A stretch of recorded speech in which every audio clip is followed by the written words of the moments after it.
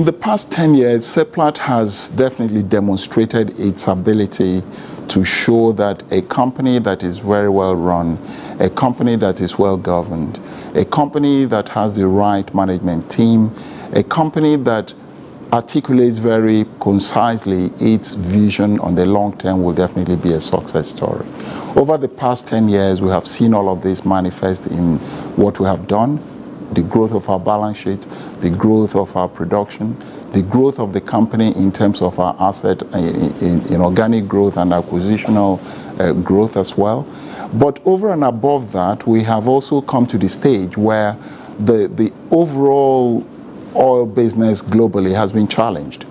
It's been challenged by very many things. It's been challenged by the climate change narratives. It's been challenged obviously by the supply-demand fundamentals in the international oil price. It has been challenged by the entry of various forms of renewable energy.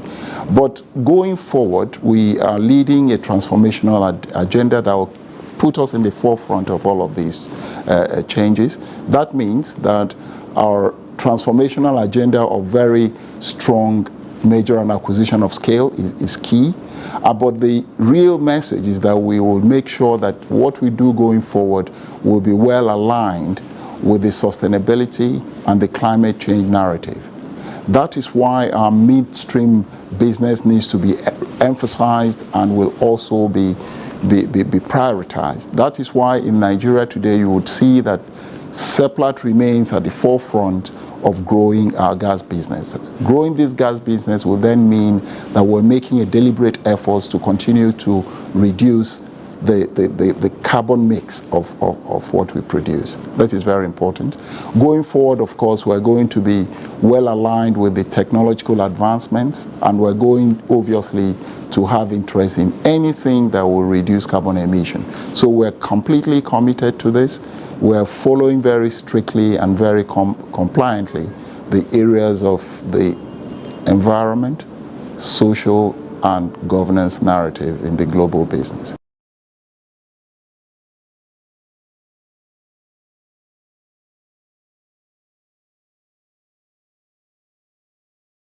Tell us a bit about Seplat. Why were we successful? And I think it's what is behind Seplat. Okay. You know, and it's about it's real straplines value. Okay. It's value for all stakeholders. It's integrity, and integrity is the backbone of any company, any organization. It's essential. Integrity is key, and partnership. Value, integrity, partnership. And it's how we interact with our partners, and we share the vision, we share the wealth, we share the development, and really it's indigenization of Nigeria, particularly in the oil sector. It wasn't really that prevalent, and so Seplat was able to build up, and I'm glad a lot of others have followed, and a lot more indigenous companies exist 10 years on than they did when we first started. So Seplat was about doing everything properly. Doing everything to the highest standard you'd find anywhere in the world, okay, and doing it as Nigerians. Of course, a non-Nigerian saying this, but it really is. Yeah, but makes it even more important that you can see us from outside and you can say it with candidly. And it's a confidence. You know, Nigerians do things well, very smart. Nigerians very smart. On a global context, capable on a global context, and can do things and grow things on a global context. But it's got to start somewhere. Yeah. And that's what really was about here is building the start, building more and more companies, with more and more capacity development in country, and we'd get bigger and bigger and bigger, and then there would be more of a sort of branching outside Nigeria. And that's going to happen, no doubt about it. You see it with Dangote and other big industries. You're seeing it becoming Pan-African. The next step is to branch outside and become bigger. Not saying that Seplat would necessarily go outside Africa, but it may well go outside Nigeria at some point in the future. No, you will be global. But we're wishing that for you, yeah. But there's a lot of stuff we can do here in this country. This country has massive opportunity.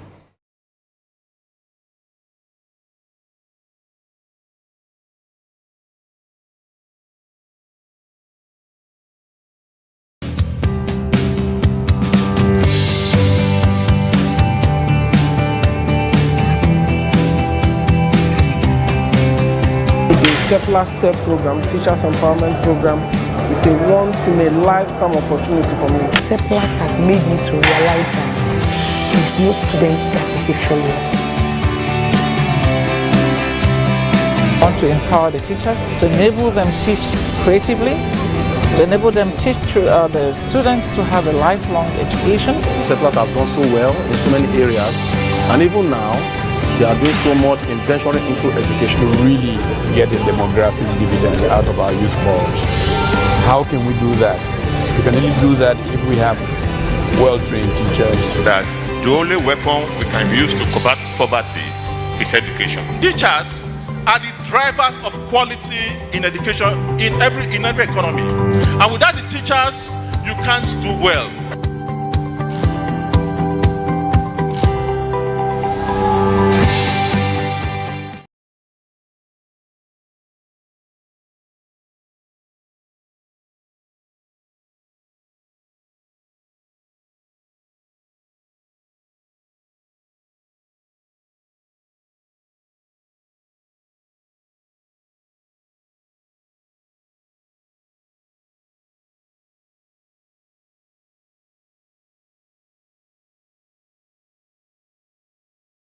Very eminent shareholders.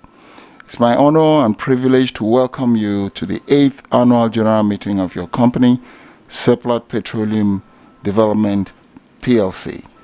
Before we commence this business today, may I request the manager of HSE of Seplat to kindly come forward and give us the HSE briefing.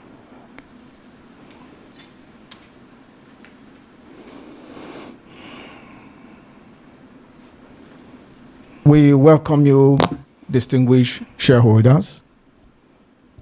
I'll be taking us through the safety briefing for this event and, of course, for the building as well. First of all, we start with the COVID-19 protocol. You will observe that your seats have been so arranged to achieve safe distance. Please, let's maintain it throughout the meeting. Again, thank you for wearing your face mask. We want you to wear them like this, including when you are commenting or asking questions. Your hand sanitizer are right on your stools. Make use of them as frequently as possible. Furthermore, we appeal that we do not handshake or hug when we are greeting. Let's just give signs. Also, at the conveniences, the main entrance to it are open deliberately to avoid contact with the handles. For our convenience, if you step out of this hall, the opposite of this meeting room, a corridor leads you towards the left, and you will see the conveniences clearly marked for gents and ladies.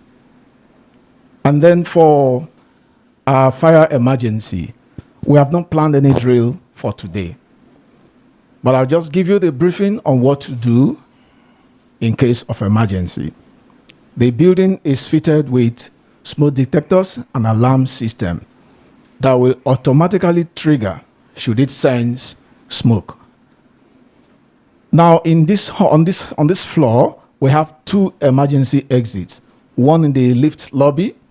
We are not expected to use that. That is reserved for emergency response team. But the one on the left, towards the convenience, clearly marked also, is the one we should use.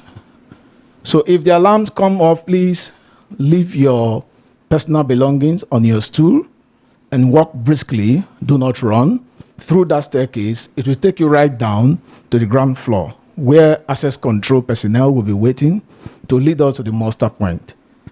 Please don't use the lift to avoid being trapped therein. However, if you find yourself in the lift during the emergencies, don't panic.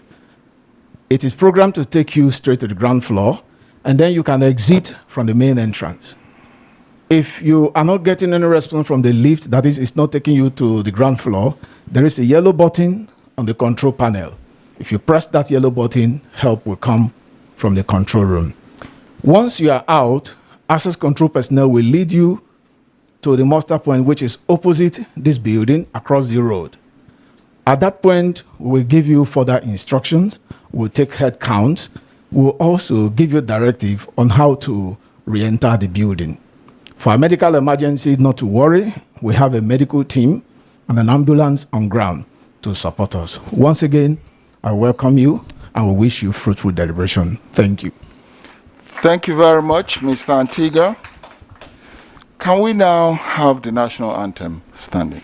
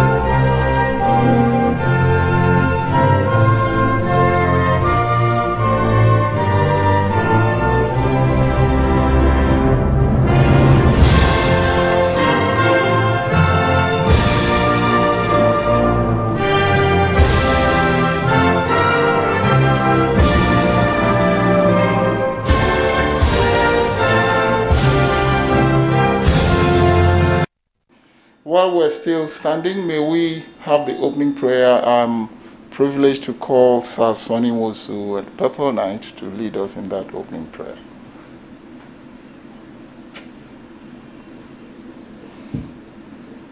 Shall we pray? In the name of the Father, the Son, and the Holy Spirit. Amen.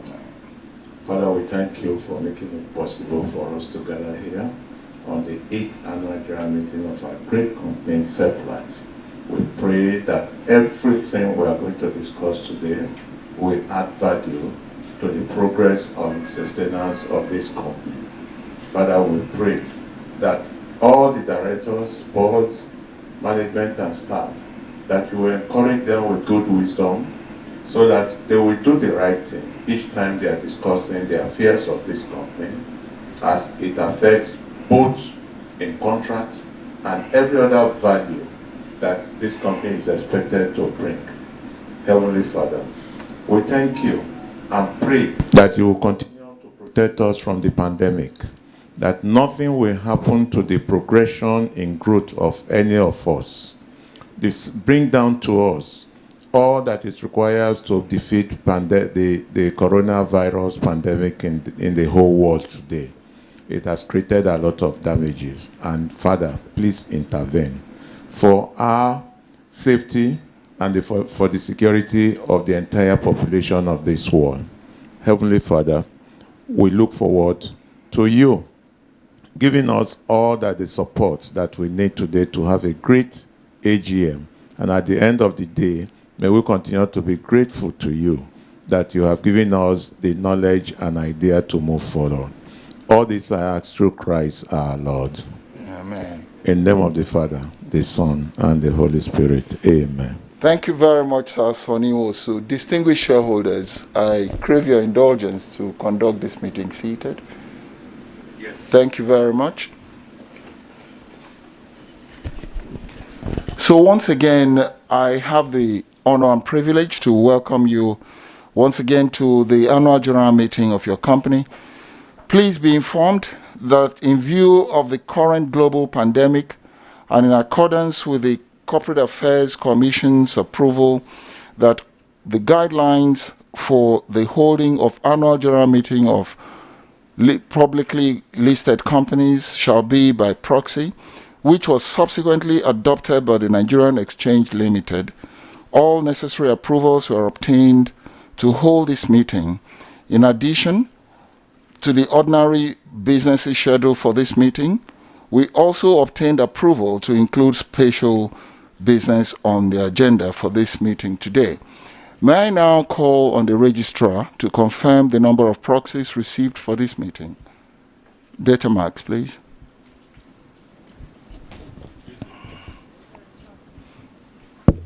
Good morning again, once again, everybody. We received a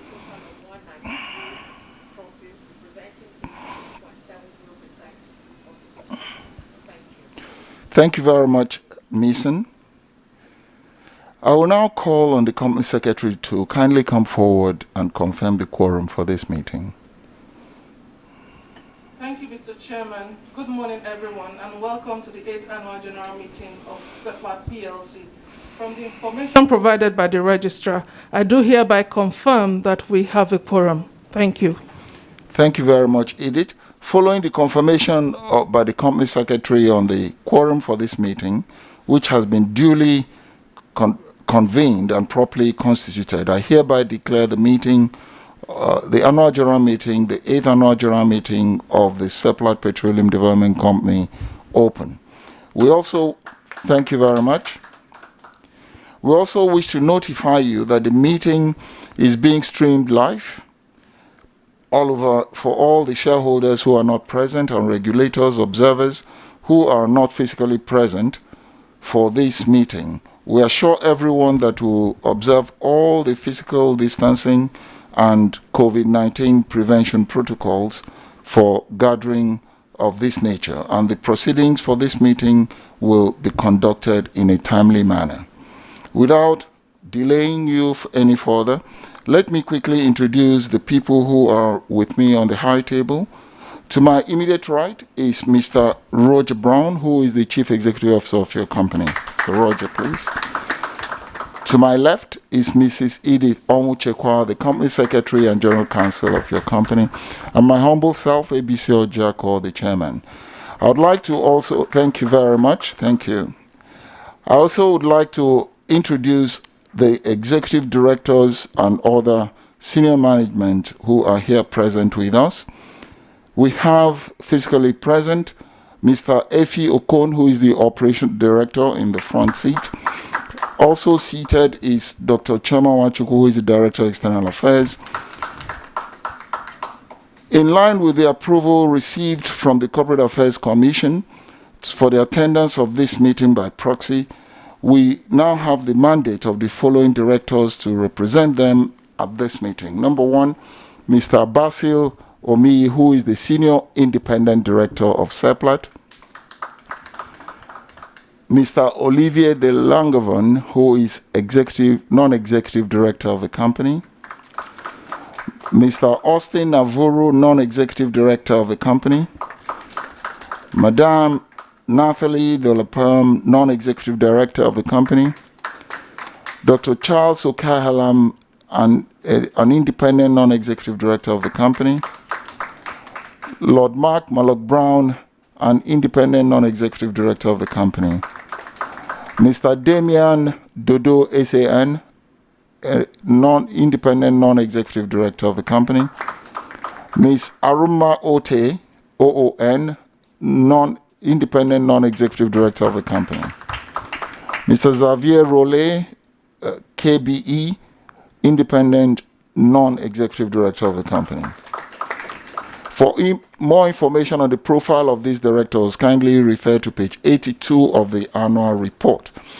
To my right, lower there, we have Ms. Brendan Duke from the Nigerian Exchange Regulations Limited. Also there we have Mrs. Uroro Obaji from the Securities and Exchange Commission. We have our registrars, Datamax, represented. We also have our UK registrars, Computershare Investors Services PLC. They manage our shareholders in the UK and they are joining this meeting online. To my left, we have members of the Audit Committee, ably represented by Sir Sonny Wosu. Sir Sonny Wosu is also representing in this meeting today the chairman of the Audit Committee of the company, being Chief Anthony Idigbe SAN.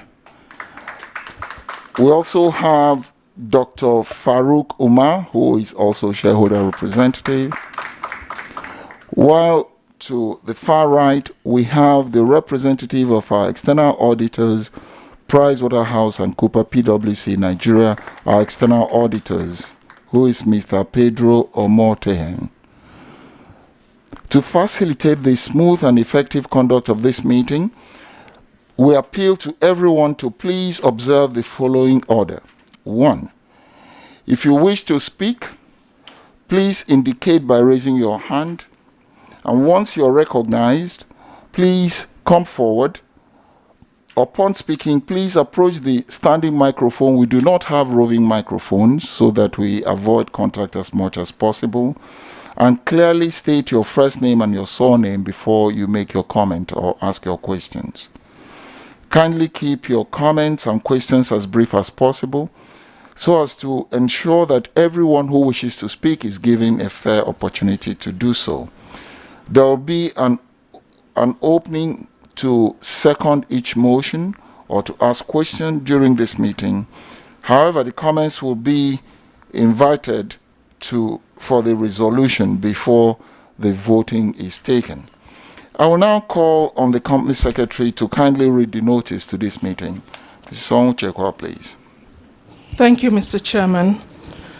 The notice of the meeting can be found on page 296 of the 2020 annual reports of accounts of Seplat PLC, annual reports and accounts of Seplat PLC.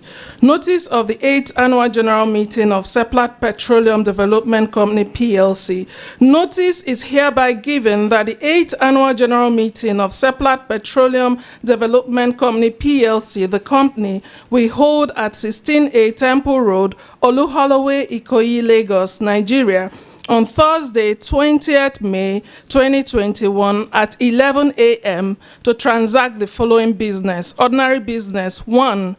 To receive the audited financial statements of the company for the year ended 31st December 2020, together with the reports of the directors, auditors, and the statutory audit committee thereon. 2.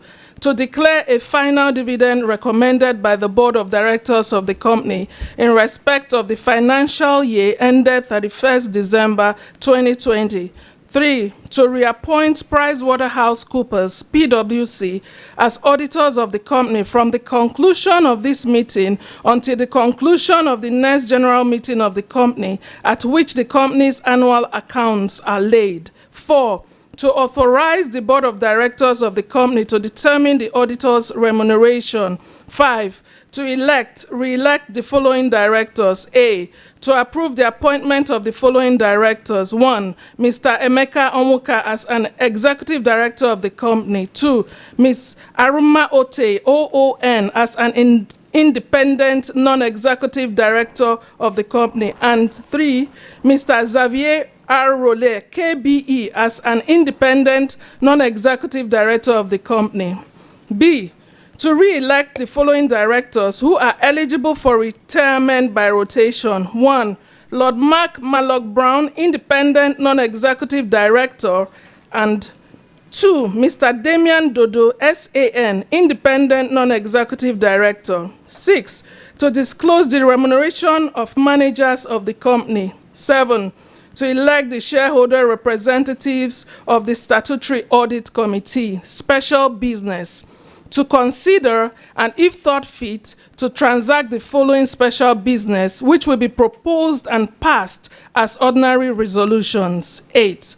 To approve the remuneration section of the Director's Remuneration Report set out in the annual report and accounts for the year ended 31st December 2020, including the forward-looking remuneration policy. 9. That in view of the company's strategy of transitioning into an energy company, promoting renewable energy and sustainability, that the name of the company be changed from Seplat Petroleum Development Company PLC to Seplat Energy PLC, and the memorandum and articles of the company be amended to reflect the change of name. 10. That in view of the newly enacted Companies and Allied Matters Act, CAMA 2020, and in accordance with Section 53 of CAMA, that the company's Memorandum and Articles of Association, MEMAT, be amended by aligning all references to the sections of the Companies and Allied Matters Act 2004 with the corresponding sections in CAMA 2020, and the successive articles be numbered serially. 11. That a new Article 26 be and is hereby included to read as follows. 26.1. Subject to the provisions of the Act, the company shall be entitled to purchase its own shares, including redeemable shares, provided that A. the shareholders shall, by special resolution, approve the acquisition by the company of the shares that it intends to purchase. B, only fully paid up shares of the company may be purchased by the company, and the terms of purchase shall provide for payment for the purchase. And C, within 7 days after the passing of the special resolution referred to above, the company shall publish in 2 national dailies a notice of the proposed purchase by the company of its own shares. 26.2, where the company buys back its shares, payment for the share buyback shall be made from the distributable profits of the company. 26.3, the company may buy back its shares, A, from the existing shareholders or security holders on a proportionate basis, B, from the existing shareholders in a manner permitted pursuant to a scheme of arrangement sanctioned by the court from the open market, and C, by purchasing securities issued to employees of the company pursuant to a scheme of stock option or any other similar scheme. 12, that the company secretary be and is hereby authorized to take all necessary steps to give effect to the above resolutions. Copies of the annual report and accounts for Seplat Petroleum Development Company PLC for the financial year ended 31st December 2020 will be mailed to the shareholders and will be available on the company's website, www.seplatpetroleum.com. Printed versions can also be obtained by contacting Data Mass registrars in Nigeria at 2C Gbagada Expressway by Beko Ransom Kuti Park, Gbagada, Lagos. Telephone +2341 712 0012 or computer share in the UK. Telephone +44 370 703 6101 by order of the board. Signed, Mrs. Edith Onwuchekwa, Company Secretary, dated 7 April 2021. The notice of this meeting, accompanied by the list of unclaimed dividend, was published in 2 national dailies, Business Day newspaper dated 15th April 2021, and This Day newspaper dated 16th April 2021, in accordance with Section 246 of the Companies and Allied Matters Act 2020. Thank you very much. Thank you very much, Edith. I will now proceed with the business of the day. Ladies and gentlemen, the first item on the agenda is to receive the company's 2020 annual report and account of your company, and the report for the year ended 31st December 2020, and the audit committee's report. The company's 2020 annual report and accounts, including the director's report, have been circulated to all of you ahead of this meeting. May I now present your company's 2020 annual report and accounts to be formally received by the shareholders.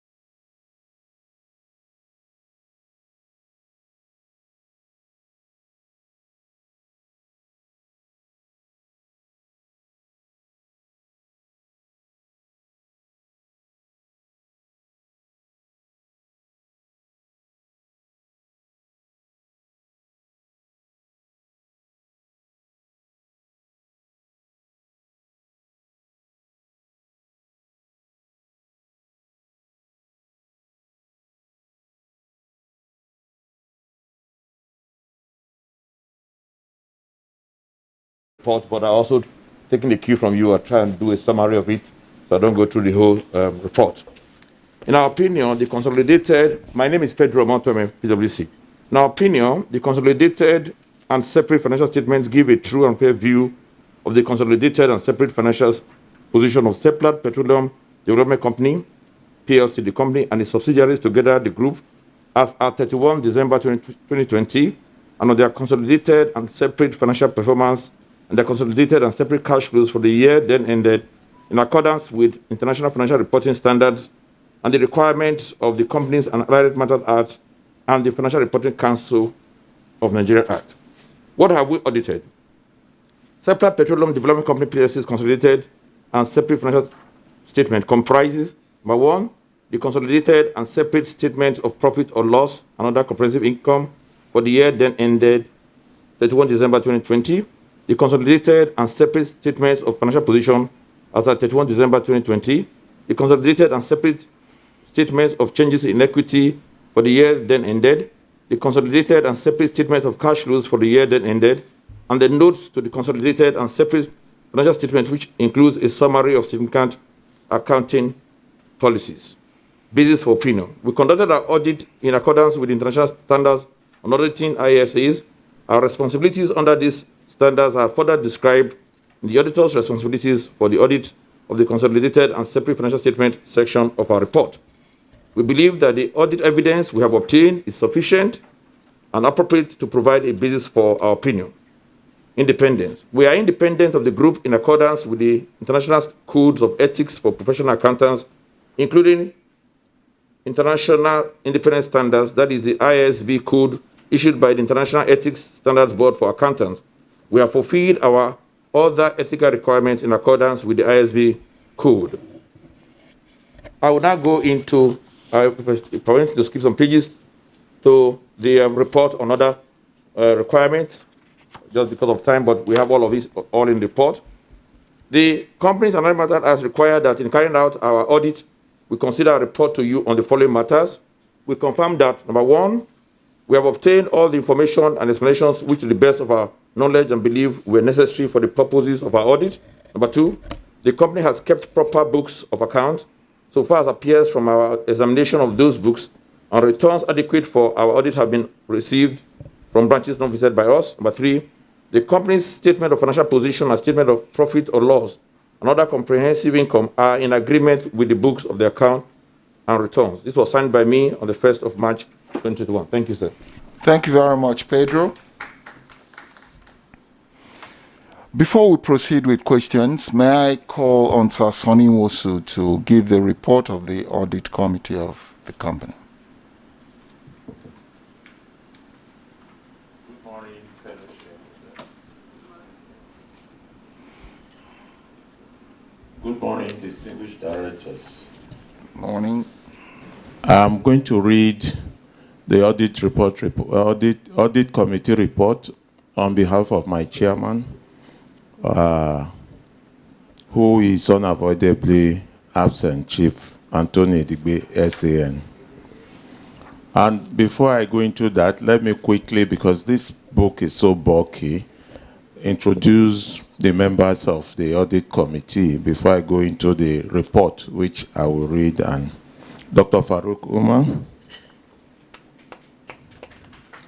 Mr. Demian Dodo, SAN,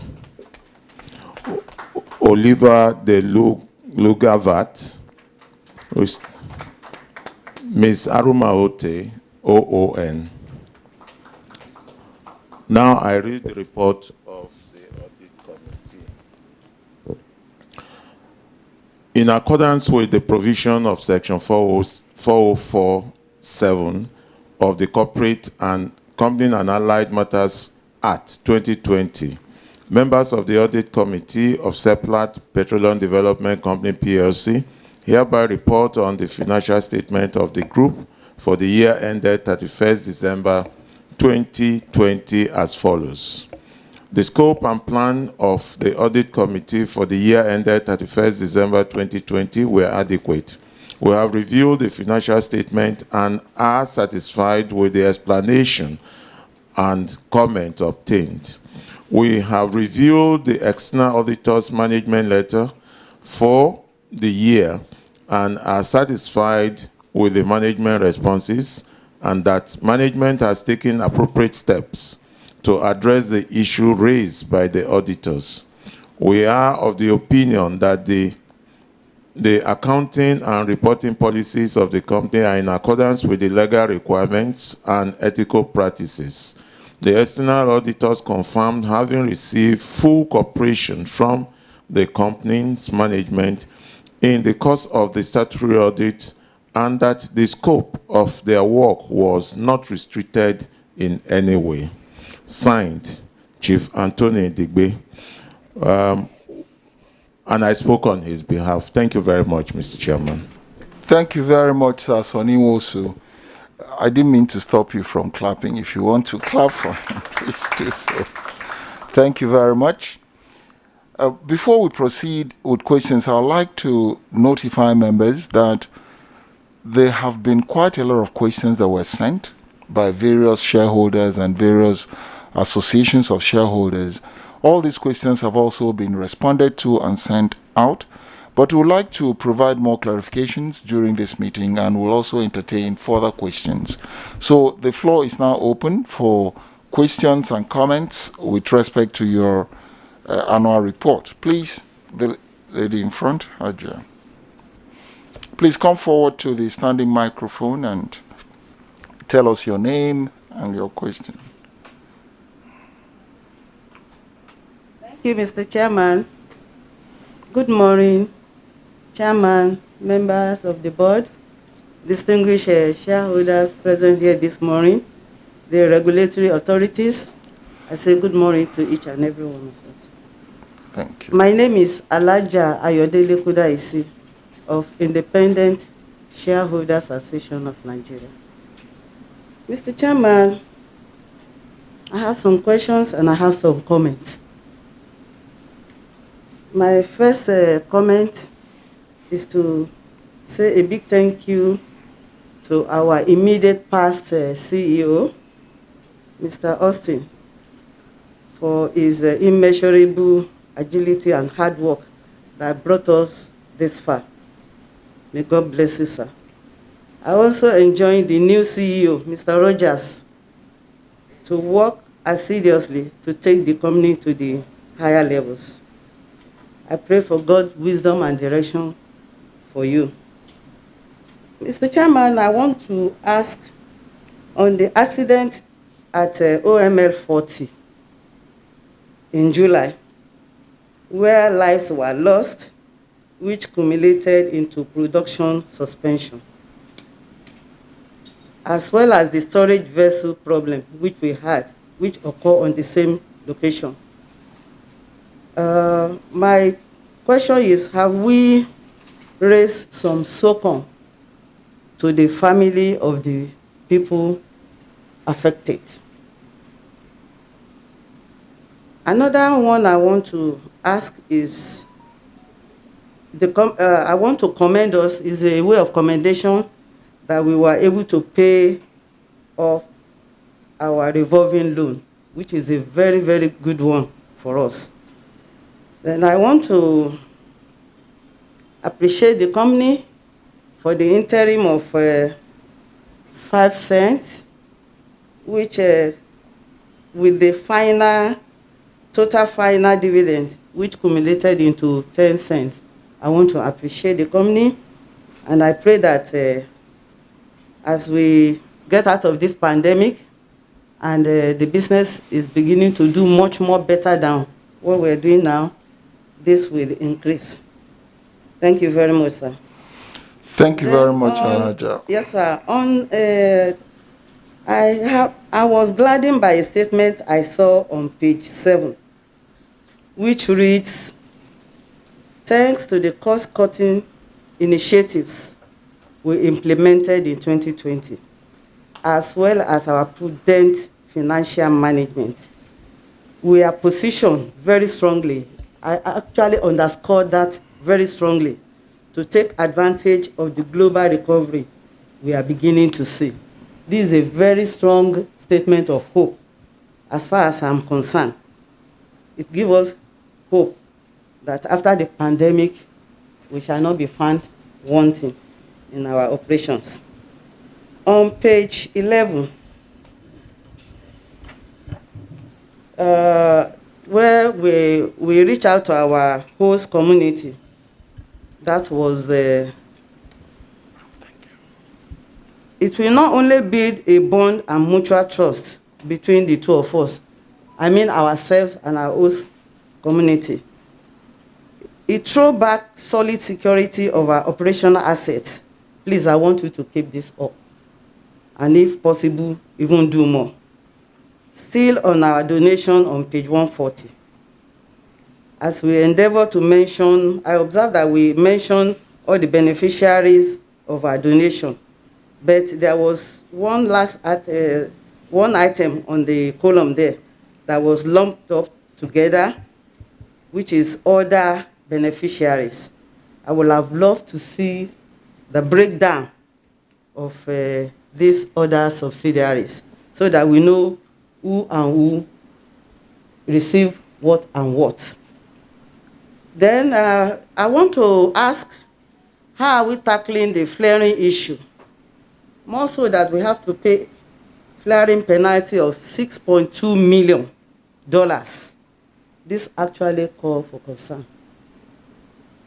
I want to ask, how strong is the system put in place by the company in terms of cybercrime? How do we safeguard our business strategies as well as our information? I want to know what we have on ground for that. In such that they do, okay. Then, so I want to ask on, there was a page where we have about, we listed our subsidiaries. I counted them, there are about 15 or so. My take on this, sir, is how do we have any issue with any of those subsidiaries? Why am I asking? There was one of these oil companies around that was having problems with the number of subsidiaries they have that are not doing well and all those stuff. They have almost 30-something, and now for us to have 15, what are we looking at? Do we think they're doing well? Can we carry them all along and make sure that they are doing very well so that they won't become a burden to us in future? So that's why I'm raising that question. On the page 138 to 139, where we have our corporate governance pages, I'm highly impressed about the attendance at the board, the committee meetings, especially statutory audit committee. It shows seriousness of purpose and high sense of commitment on the part of members concerned. Please keep it up. On page 156, Mr. Chairman, okay, I've talked about that. Then on the change of name, I must say the new name that we adopt, Seplat 8Th PLC. The name is easy, smooth, and straight to call. I personally endorse it, and I know that people of like mind will actually endorse the name. It's a very beautiful one. So I wish you all the best. Because there are some names you will adopt, the name will start bringing negative things into your life. I pray that this one will not be so. Then I want to ask, sir, how are we gearing up on subsidy? Supposing subsidy was removed today, because there are a lot of talks on the newspaper, all this stuff.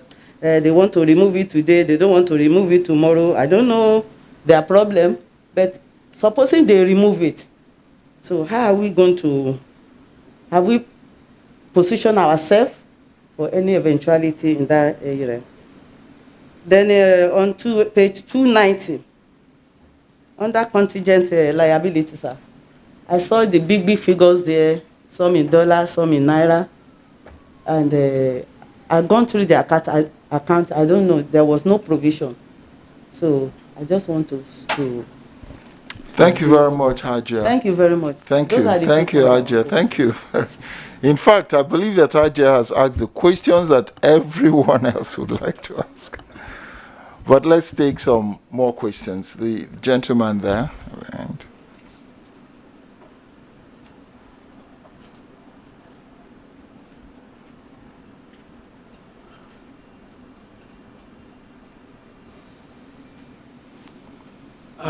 the chairman, board member here present, regulatory authorities, my colleagues, shareholders, good morning.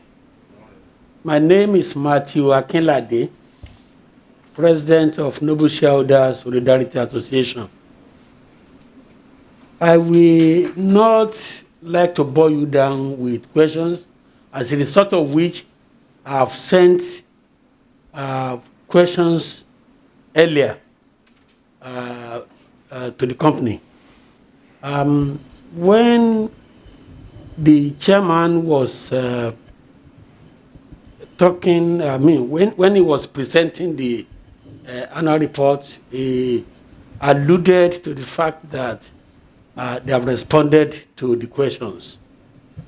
Unfortunately, I have not seen any response to mine, so I would still like the chairman to speak to these issues.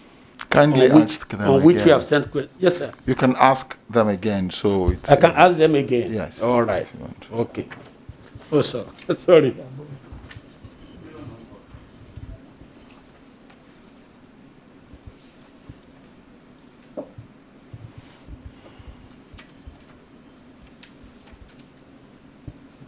Sorry about that. My first question is revenue dropped by 10.8% when compared with 2019.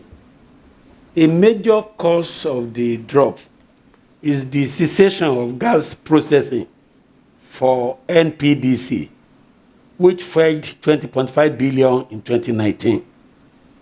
What is the current capacity utilization of Seplat gas processing plant?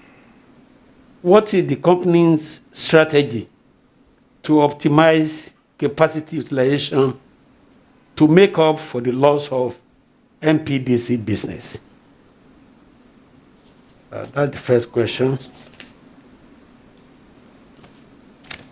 My second question is on various elements of cost of sale increasing significantly, as shown above, despite this 10.8% drop in revenue. And I can mention some of them. Royalty, despite the drop in revenue, went up by 23% from 29 million to 36. And there are others. There's what they call depletion and others. It went up by 64.1%. And crude handling, again, went up by 14.7%. NDDC levy, again, despite the drop in revenue, went up by 24%. And operational and maintenance expenses increased by 168.4%. So we need to understand this. In total, cost of sales went up. When we look at the aggregate, it was 57.6%. So we need to enlighten us as to the causes. My second question is, my third question rather, is on borrowing. Our borrowing in total was 242.3 billion the previous year. It has gone up to 265.4 billion, 9.5% increase.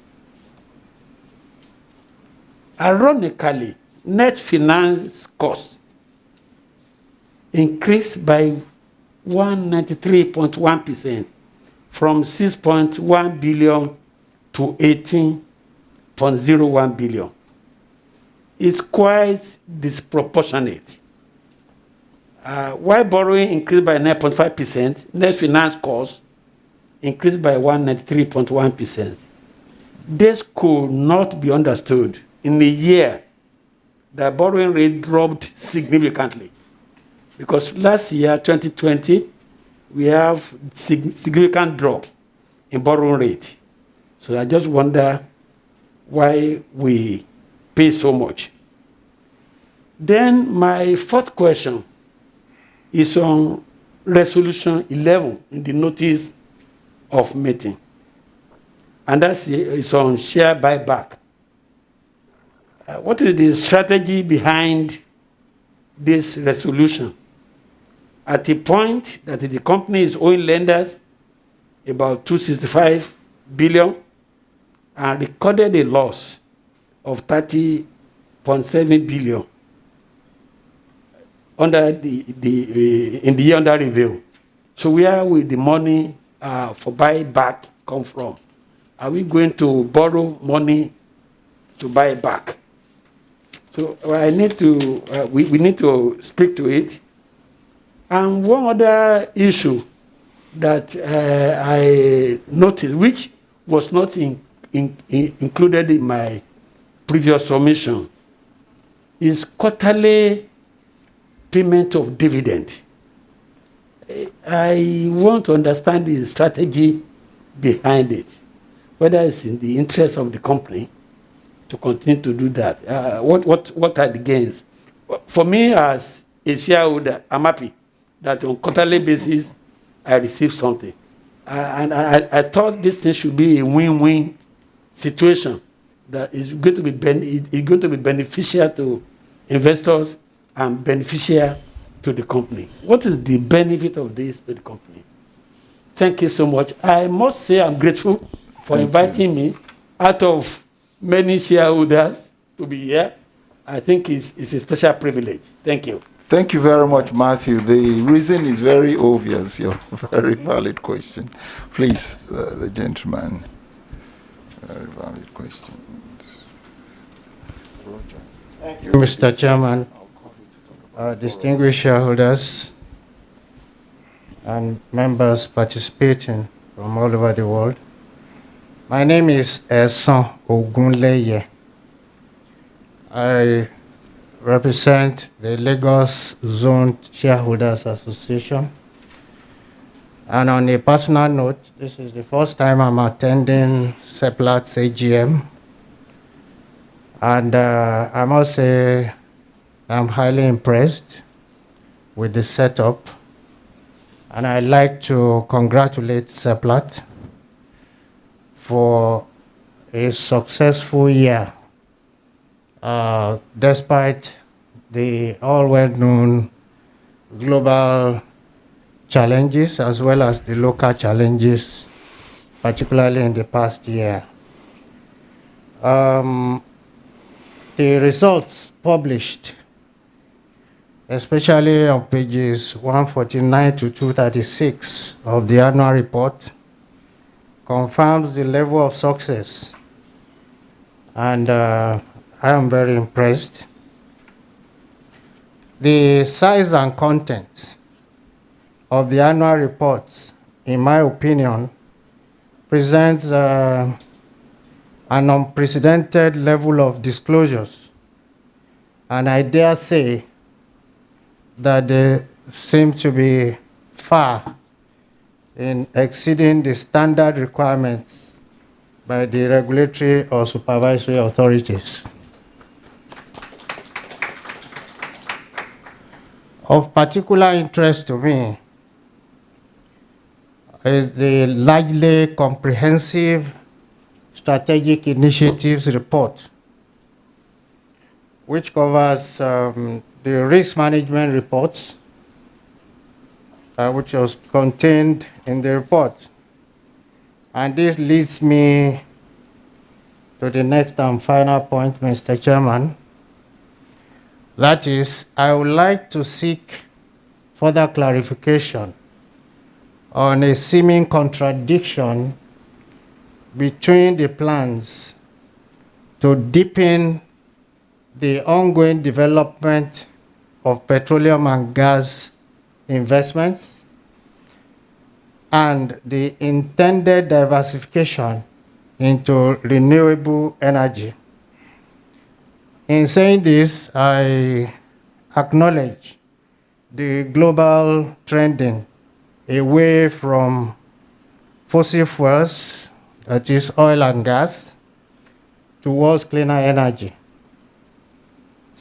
And I believe this explains why Seplat is proposing a name change to Seplat Energy.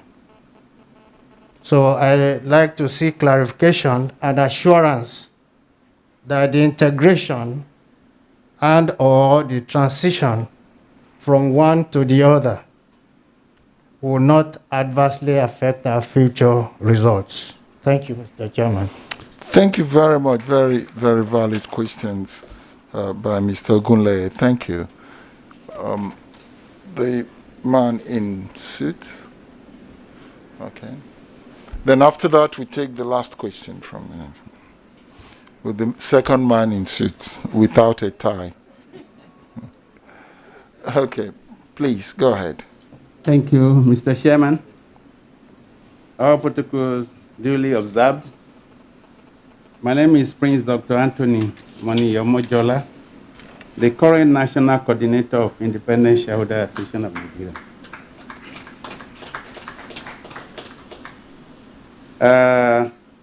As the foremost shareholder association in Nigeria, we have, as usual, sent forth our comprehensive review of the annual report and account. But as the chairman has earlier given indulgence to repeat some of the points already, just highlight them. I will try to go through a few of them without necessarily repeating what the earlier speaker has said. If you mention them, because we already had them, then it will be easier. Thank you very much. So we save time. Thank you. We still need to congratulate the board and management on this 8th AGM and for the reports and accounts.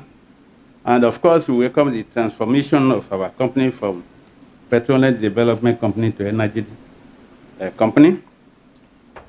Just as other leading IOCs are doing, we thank our former CEO, Austin Owuru, and welcome the new CEO, Roger Brand. And of course, let me say that we appreciate the seamless transition and succession of a top executive.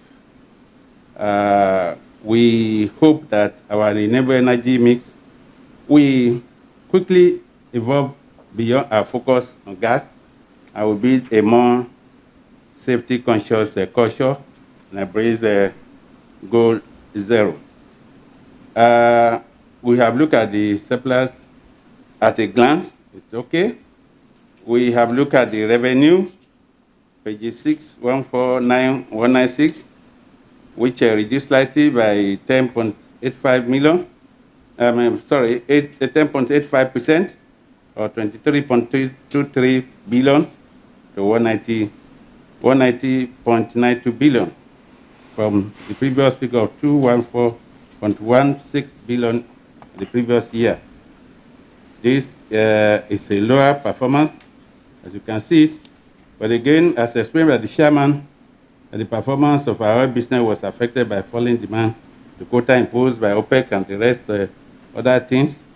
We are sure that our gas business was equally affected by turnaround maintenance of our Oben gas plant. We see all this one as temporary setback and hope that the company will be able to do better in the current year. Still on the chairman's statement on page 4, I want to ask, what will be the impact of federal government plans to subsidize the price of gas on our target to lead the gas supply to the Nigerian domestic market if the federal government does it?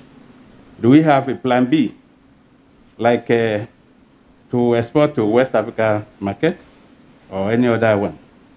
We have equally looked at the pages 12 to 15, question and answers, which was anchored by the CEO on planning for the future. Pages 16, 17, robust strategies for growth. Pages 18 and 19, with generating value for all stakeholders. We appreciate this. Thank you for your concern, and we wish our company will be successful in all this plan. If you notice, when the acting chairman of the audit committee was reading the audit committee report, he has to read out first the audit committee members from another page. That was because the committee members' names were absent on that page. Next time, we want it carried along. Thank you. On page 276, there was an omission of inventory for 2020. I want this to be noted. On page 290, there were 3 omissions. Note 40.7, the employee cost for 2020 was omitted. Note 41.1, there's a major variance between 2019 and 2020 figures in contingent liabilities, sir. Did we want these cases, or how are they dispensed with? Note 41.2, equally, there's omission of 2020 capital commitment. I don't know why this one was so. We try to look at the impairments, sir. The first one, because there are 2 groups of impairment here, pages 149 and 198. That's on financial assets. This decreased by 27.7%, or 4.13 billion, from 14.91 billion in 2019 to 10.78 billion in 2020 as a result of new write-off of uncollectible receivables in the year under review, against the previous 14.87 billion we wrote off in 2019. Sorry, you mean reduction in impairment? Yes, there is a reduction in impairment. Okay. Impairment of 27.7 there. While we appreciate this position, we, however, noted a significant increase in impairment loss on other receivables by a whopping 520%, or 8.01 billion to 9.55 billion in 2020 from 1.54 in 2019. Please require explanation on this, other receivables, and the significant increase for better understanding. The other group of impairment loss is on the non-financial assets, on the same pages, 149 and 198. This increased significantly by 100%. That is 41.17 billion in 2020, with a new value in 2019. We observed as a major contribution, representing the reassessment of future cash flow from the group oil and gas properties due to significant fall in oil prices, and what has the company put in place to forestall future losses. So we require another set of explanation to better have a good understanding. On pages 297, 298, and 305, on unclaimed dividends, sir, no information was disclosed in the financials as to the balance of unclaimed dividend, and we wonder why. Please, what is the balance for 2020 and 2019? Where was it captured in the financial, and what extra effort are the registrars taking to ensure that the shareholder claim what is due to them promptly, in view of the prevailing situation where the federal authorities want to claim what belongs to the private sector? We want to congratulate the board for the various meetings, subcommittee meetings, the audit committee. They've done very, very well.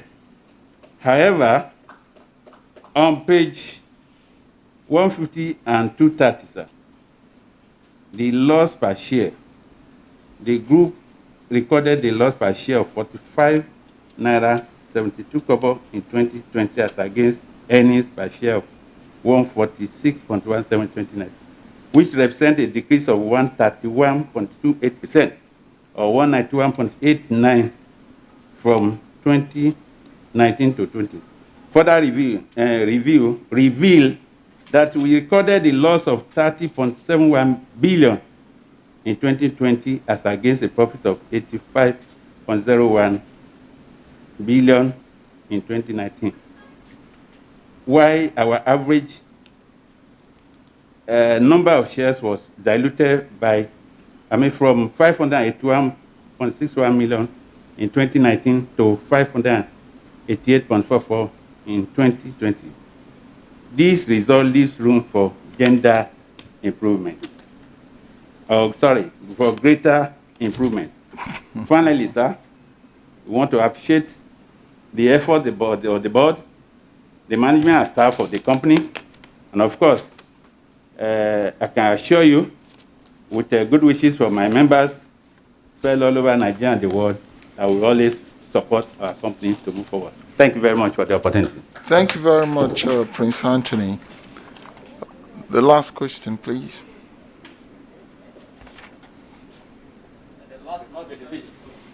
Yes.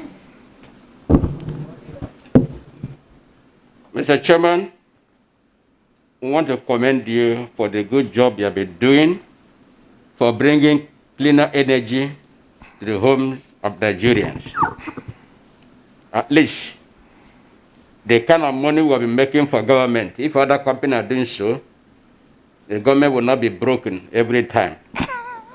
But the infrastructure would have been deployed to all nook and crannies of this country. Maybe the problem, challenges we're having today will be reduced to the barest minimum. That will be Please on page. Tell the shareholders your name, and many of us know you, but many of them knows me. All of them here. There are no new shareholder here. My name is Okezia Boniface. I'm the National Chairman of Progressive Shareholders Association of Nigeria. Mr. Chairman, if you look at that on page 3, after your order, etc., the pictures we have there, on page 3, proudly Nigeria, how we benefited our country. Mr. Chairman, I begin to wonder if Seplat can make huge sort of money, $380 million, not in Naira. If we translate to Naira, it's billions we bring to the government in 2020. This was paid. $72.7 million gain royalties in further of $107 million in taxes and levies. These are we pay to the government. Mr. Chairman, these monies are not being reflected in the life of Nigerians. This is only one company alone in millions of dollars. And these are the money that they don't account for. They just spend it. But despite that, you come in page 140, where we made donation. Mr. Chairman, today, I think I read in paper being published that some of the NDAs are holding 1.2 trillion. They are not remitting to the government. But some of them are also a regulator who penalize at will. They never rendered account to government. If these monies we are talking about today are being taken to the central cover, I think all this infrastructure that have been lacking will be deployed. Even some of them they'll be stealing and not even given to the people. Look at what you donated in host communities and COVID-related donations. 158.169 million to the host community. You go about Edo State to receive about 41 million. Imo State 31 million, and etc., etc. Mr. Chairman, all of you that play golf in the Ikoyi community, you give them some sort of money. Which one for the less privileged societies? Apart from giving to the host community what we operate. What is the less privilege? Because the Rogers go and play golf. He donated money there. What are less babies' homes? Who will give to them? Mr. Chairman, I'm saying that we must change this policy and remember those less privileged who cannot give for them in times of pandemic or global health challenges. Look at those directions and give money. Their prayers will help a lot to bring fortune in our company. I want to also commend the appointment you made regarding those new directors. And that's why I picked a singular person there, Arumote. Because when you're a regulator, remember that you come back, the same people you are regulated. If there's no company, at that time you left, why will you come back to work? That's the question we're asking them. So when you regulate, make sure that you don't kill those companies. Because at the end of the day, you still come back to these people. And if you are not done well, nobody will remember you to give you such an appointment.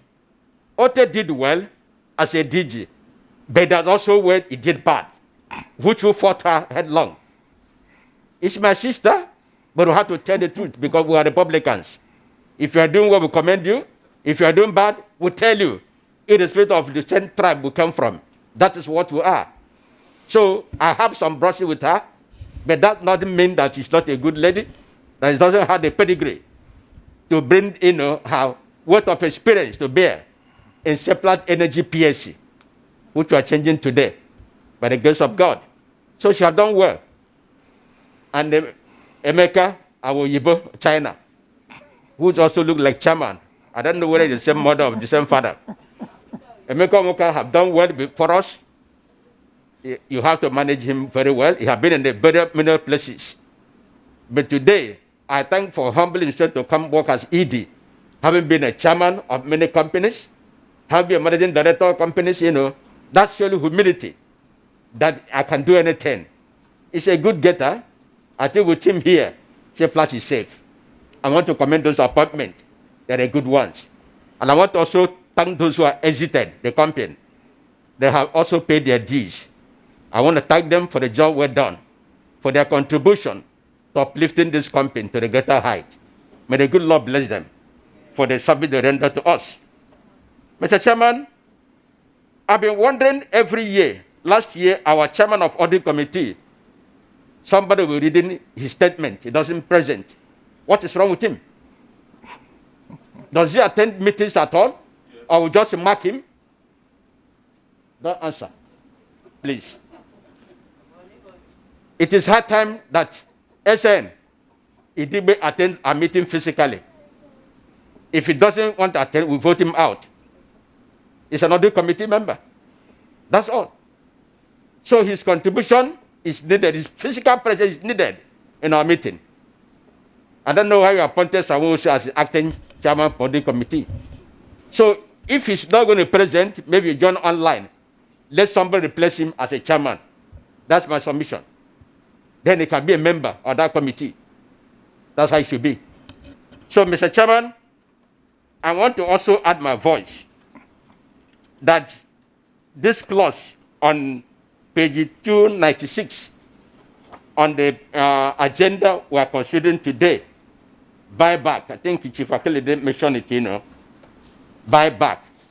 We don't have much here on issues, 500-something million shares. What are we buying back for? What is this agenda of these resolutions? What do you intend to achieve?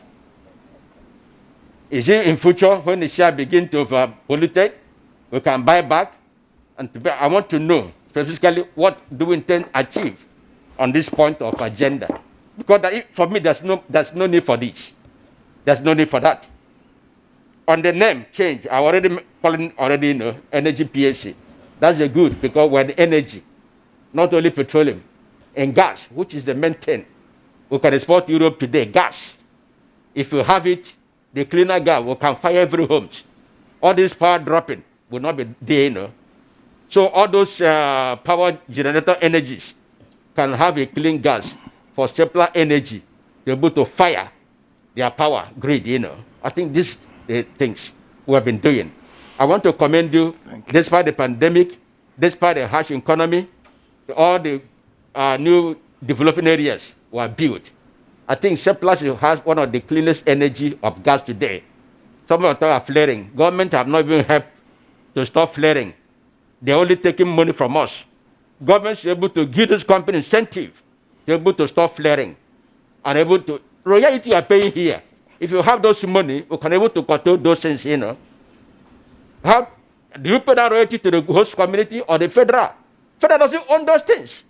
That's the host community. She will pay those royalties. But you pay to wrong people. And at the end, you know, they don't deploy deployment to those people. It's very sad indeed, very sad indeed. The kind of country we run. Things have to change for better. I want to commend Seplat. You have done very well despite challenges. That the indigenous company can do what foreigners can do. I am happy that this indigenous company that can call the terrain and reach the result we're having today. Higher dividend. So there's no foreign company that can beat Seplat today, currently. So the good Lord will strengthen you, and we're not yet there. We're getting there, by God's grace. Thank you, and God bless. Thank you very much. Thank you. Thank you very much. You know, I'm always very excited to hear our shareholders ask questions. It shows your depth of knowledge about our business, and it also shows that you read our annual reports, which is very encouraging. In addition to the questions that we've answered before, I would like to address a number of the questions that have been raised, and where need be, I'll call on the CEO to expatiate on the answers. But time is fast spent, so I will go through these questions without repeating many of them as relevant.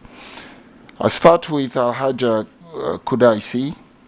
Thank you for your commendation of Austin and encouragement to Roger Brown. With respect to the accident in OML 40, just for clarity, we are not the operators of OML 40, but we are investors in OML 40. But what we have done as a company is to immediately escalate this accident, which unfortunately brought with it some fatalities, and our hearts go to the families who lost dear ones. But what we then did is to try as much as possible within the limits of regulations to superimpose a very high level HSE policy requirement over this incident. So we reached out to everyone who was affected, the injured, the families that were affected. But going forward, we therefore have made it a policy to make sure that our very high standard of HSE requirements is implemented across board wherever we have investment. But thank you for bringing that up. With relevant to payoff or revolving loan, again, we like to be prudent.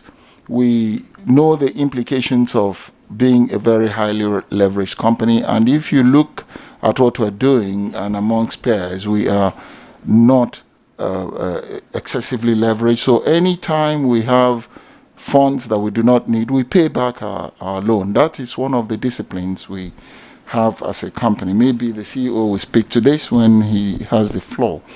With respect to the commendation you've made about the dividend and asking for more, that's correct. From inception, Seplat has made it a point that we must return things to shareholders. We promise shareholders two things. One is capital appreciation. The other one is dividend payment, and we have consistently paid dividend.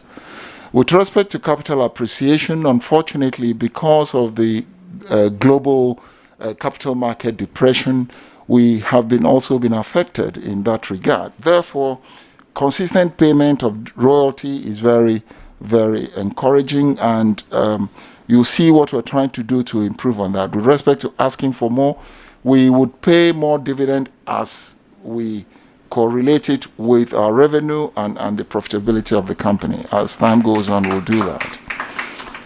Cost cutting, it's a very major plank of our business. We pride ourselves, if you look at the audited accounts, despite the challenges of 2020, which indeed culminated in average fixed cost remaining constant. It means that your average cost per barrel is bound to increase when your production goes down. But if you also look at the report, you'll find that our operating cost per barrel is still one of the lowest in the industry. It is just above $8 per barrel. So we keep our eye on that, and as we increase our production and keeping those fixed costs constant and cutting further costs, that will further go down. So one major plank of our strategy is to keep an eye on cost cutting and making sure that cost per barrel is low. Host community and the relationship, again, that's one of our strengths. We continue to improve on that. Donations, your comments are noted. You like to see more breakdown of the other beneficiaries. That's a good advice. We'll take that on board and wait for our next report. Gas flare. One of the things I like to stress with answering this question is that Seplat likes to be ahead of the curve with respect to flaring out. You'll see as part of our strategy, gas, which is a cleaner energy, is one area we concentrate on. So we're flaring out and converting this to gas that goes into the domestic market. You'll see in the report that Seplat is indeed producing and putting in the domestic market about 30% of gas to power. That is major. And we, thank you. And we are continuously investing to improve on this, and I'm sure that many of you are aware of our new project who will be coming on stream next year, the Ano Gas project, the very first IJV with the National Oil Company, and we're very happy with the progress being made. But it's an important point you've mentioned. You spoke about this, the safety of our IT systems, and obviously we have a very robust one, and we continuously to improve because it's a very dynamic part of our business. Spoke about the 15 subsidiaries. As a company, we will not keep any subsidiary we do not need. We always keep our eyes on that, and make sure the most important thing we make sure we do is to put the right governance framework against and around every company we have. And of course, you spoke about the very impressive attendance of meetings. Again, corporate governance in this company is a given. We don't joke with it, but thank you for that commendation. Change of name, you already answered the question. We are priding ourselves to be a company that provides an energy solution from the point of view of providing cleaner energy, affordable energy in the community. And then, of course, the subsidy removal, how does it affect us? Frankly, we believe that business should be driven by the private sector. And we know that the government puts various forms of regulations around, but just like as a company, frankly, there is really no impact to us in that regard. But if you look at the macroeconomics of the subsidy removal, it has its own pros and cons. We believe that business should be driven by the private sector, but of course, government has its reasons, making sure that there is proper balancing. But it's not for us to give all of the analysis about that in this meeting, but as a company, we're not going to have any direct negative impact. On page 290, you spoke about the contingent liabilities and the provisions. Frankly, it is one of the hazards of doing all business in this part of the world.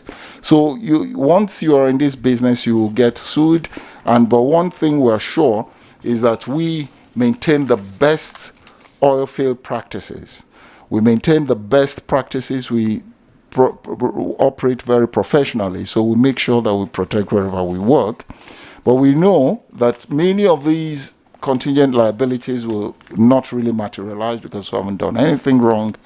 But it is only appropriate that they are properly recorded in line with international accounting reporting standards. And we have PwC, a very renowned world-class company. So we have to comply with those reportings. Now, Mr. Matthew Akinlade, thank you very much. Very valid questions. First of all, you spoke about the drop in revenue and gas processing. I think part of the answers have already been provided. Because of the turnaround maintenance we did, the Oben plant in particular was out of service. But having said that, that plant has an installed capacity of about 525 million square of gas per day. But obviously, we have to balance the demand that we see in the environment and, of course, the drilling and production of the gas. All of these are being balanced, but one of the things we do is to continue to invest and do everything that we can to improve the capacity utilization for these plants. With respect to the cost of sales, you spoke about the increase of being 57.6% and being significantly high. You spoke about the royalty and of course falling business and crude handling and NDC levy. Let me just tell you one aspect that leads to increasing operating costs, and this is unfortunately as a result of the operating environment. When you produce oil and you're not able to sell all of them, the cost of production remains fixed, but your deferment, the volumes that you do not export, will be out. So when you calculate your cost, you see that it gets impacted. That is really what happens, and you spoke about it when you spoke to the crude handling. So you handle the costs that are fixed, and your volume of production that you export is reduced. That's really the easiest way to explain it for you. And then, of course, you look at the OPEC quota as well. All of these add up to those increased production. So that, increased expenditure. You spoke about our borrowing and how it's going and the next financing cost. Again, we are very prudent the way we manage our treasury, but I'd like to have the CEO explain that. But what we've done is to pay back the monies that we don't need, make sure that we recalibrate the overall capital costs. But the CEO will take the floor and add more to that. Resolution 11, what is the strategy behind the Resolution 11? I believe you're speaking about the share buyback. It is part of the global arrangement for us to create value for the company. I do not want to waste your time very much, but if you look at the real fundamentals of our company and the real net asset value of our company, it is much, much higher than where our share price is today. So part of the mechanisms to make sure that you give back to the shareholders more is to increase the value of what they have. And if you do share buyback, it's not something we are saying we're doing today. We're not going to do that in isolation. We have to do it in a manner that brings value to the shareholders. Give you an example. If you do share buyback in such a way that you can actually do a tender offer that gives dividend to the shareholders, that is value creation. If you do it in such a way that you re-rate our overall cost per share, you have done capital appreciation for the shareholders. So it is intended to add value to shareholders. Remember that our mantra is that we have VIP as our core value. Value creation for share and stakeholders, integrity and partnership. So that is what is driving it. Now, you said, how does this make sense in the face of losses? Let me bring clarification here. The company does not have real financial loss. What you have seen, and many of you have spoken to this, is the impairment that we have made as a result of falling oil price, and it is non-financial impairment. So in real terms, we've made money, and we're not going to do share buyback from financial losses. We're not going to do that. In fact, if you listen carefully, it says that those shares can only be bought from profit that has been declared. You understand? So we're not going to do anything. But those impairments, I must say, are real prudential policies that we follow very strictly to comply with global best practices in accounting reporting standards. But I'm happy that you're all following this. Quarterly dividend was the strategy. In fact, you answered the question.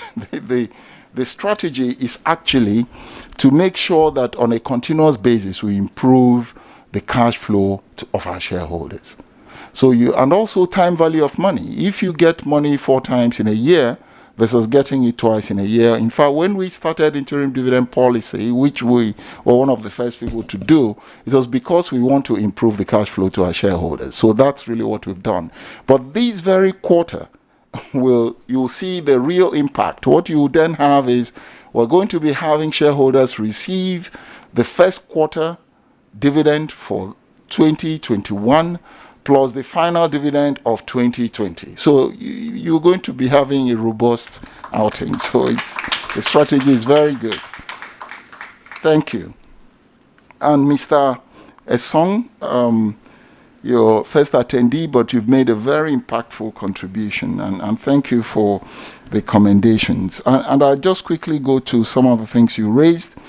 We should you commended our level of success, and then the size and content, and that we exceeded expectation of. That is quite true. We take it that we have corporate governance in our DNA. We're never going to see us not meeting those compliance.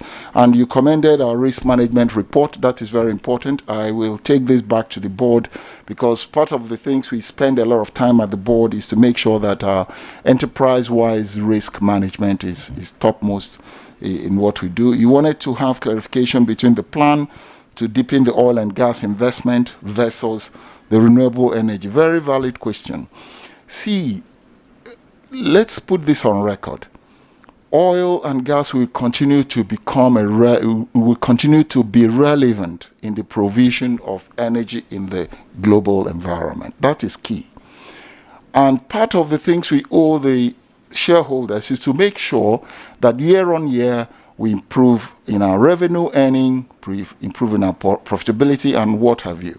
But what we are saying is that in doing that, especially when we speak to our growth being organic and asset acquisition, now we're very clear in that regard.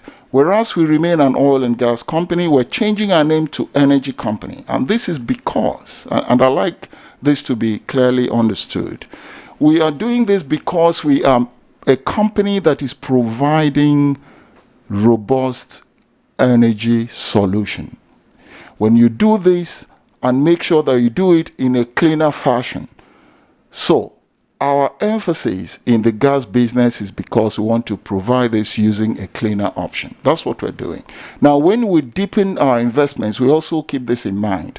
So if we see assets that will increase our presence in the midstream business, that becomes prioritized. So whereas we will invest, you see that for the ANU gas, for example, that is one of the biggest and most significant investment in the space in Nigeria. $700 million for just our own part of the business. That is huge. So in deepening that investment, we make sure we channel it to the areas that will make us provide those energy solutions in a cleaner manner. That's what it's speaking to. But we are continuing to make the best in our business. So I hope that explains it. And of course, renewable energy is because our company has made it clear that we're being a cleaner energy means a renewable energy that is cleaner, but we're going to bring in a lot of innovation in doing that. So we're not just going to do it for doing sake, but we're going to do it in a way that it will bring access to energy, particularly electricity. We're going to make it in such a way that it's affordable to the people where we supply this, and also the protection of the environment. These are all the things we're putting together, and as we release our results, you'll be seeing this. We'll make sure that in the Nigerian homes, for example, we'll begin through our gas business to encourage the use of LPG. We use this mechanism to make sure that we preserve our forests. We discourage the use of firewood, and of course, when we produce a lot of gas and make sure that there is power, both with renewable and the gas which is cleaner, we will immediately impact the SME growth in the environments where we are. And this will immediately impact the social environment we operate. So you're beginning to see this having the impact of job creation, growth of the industries and all of that. So it's really a very impactful way of doing business in our environment. And you begin to see this when we publish and analyze our ESG scores. Now, Prince Anthony, you asked some very valid questions. Thank you for the commendation and congratulations you gave to the board and management, and of course the former CEO, and the welcome to your new CEO. Now, transition in line with global industry players. This is quite correct. We are completely aligned with the climate change narratives. The lower performance, as we explained, when you look at it, last year was bad for every company in the globe because of the global pandemic. But despite that, we kept our head above water and did our business good. And the chairman's statement, you wanted to know the impact on the government subsidy. I already responded to this.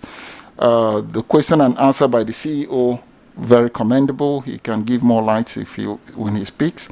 The audit committee members being listed on the different page, noted advice. Omission of the employee costs, again noted advice, and major variance in the contingent liabilities. I explained this before. And the impairment, I also explained that before. And then the liabilities, all of these I've explained. Non-financial impairment, as you spoke about, I've explained this before. And then on page 297, unclaimed dividend, yes, your comment is well noted. We'll make sure that all shareholders don't lose their money, and we're aware of the new government policy to take back this. And now, of course, you shareholders through various fora should reach out to government, and we also do that to make sure that they don't take people's earnings coming from private sector to government. Loss per share, again, is an impact from the impairment we talked about. And you spoke about all of this. Dilution of shares. Remember that this company is listed, and we do have incentive packages, share options for our top management. So once this vests, you're about to have some dilution. But that doesn't mean that there's really any actual loss of value to shareholders. Obviously, in overall performance, you spoke about need for improvement. That's actually a major driver for us. And Mr. Okwizie, you commended the chairman and the board and for the movement to cleaner energy. We're all aligned. You spoke about the high payments we're making to government. We pride ourselves that we bring value to all stakeholders. The government is a major stakeholder and will continue to do this. And we take note of all the comments you've made about donations, about NDAs who do not relate. All of us will make sure that the right thing is done in Nigeria. Golf players versus the less privileged. Very important comment there. We will be guided accordingly. And thank you for the commendation of the appointment of our room man. And we take everything you've said. And obviously, the positives are very well received. And then, of course, you thanked the exiting directors and the chairman of audit committee to attend meetings. Actually, he's one of the most responsible chairman of audit committees we've seen, but we'll make sure that he gets your message. On the share buyback, I've already explained this. And then you made a very valid point about royalty to communities. Thank you very much. I think overall, very good comments from shareholders. I will yield to the CEO to make some comments. Thank you very much. Thank you, Chairman. I'll just make 2 points, 2 quick points. The first point is, and thank you very much for the comments, have been extremely good. You're keeping us on our toes here today.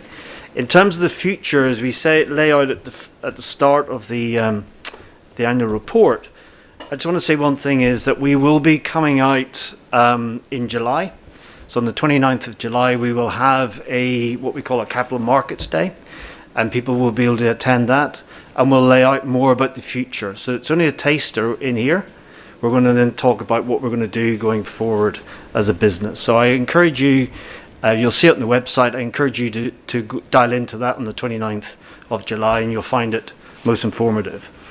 The second point I want to make around the borrowings, again, these are very good questions. I reference you to 151 of the annual report, and the question was around why have the borrowings only gone up by about 10%, but the cost of the borrowing has gone up by 190 odd percent. And the answer is twofold. First fold is that in 2019, when we acquired the Eland acquisition, it happened right at the end of 2019. So what happened is we borrowed the money then, but of course there was no corresponding cost of that borrowing because it was right at the end of December. So we didn't have a full year's borrowing on that.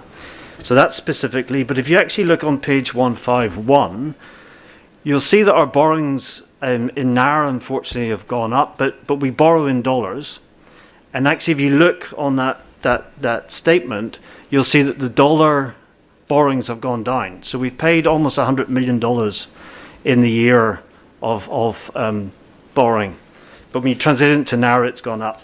I'd also refer you to 154, which is a good statement to look at. And that's the cash movements.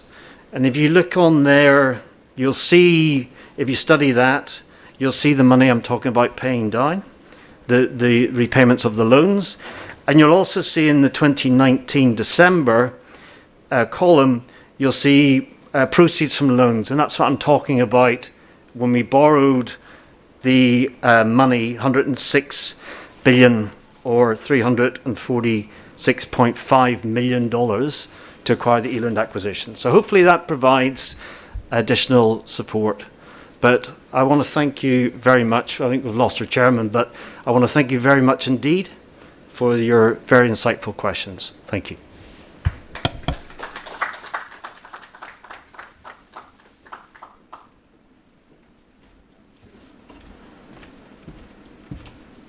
Thank you very much, Roger. So we'll now proceed.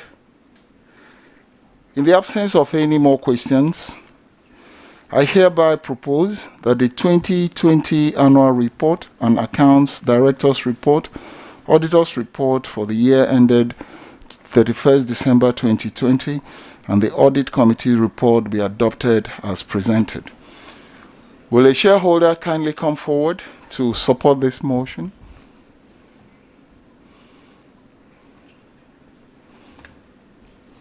Please tell us your name. Thank you, Mr. Chairman. My name is Mrs. Bakari Adebisi Oluwayemisi.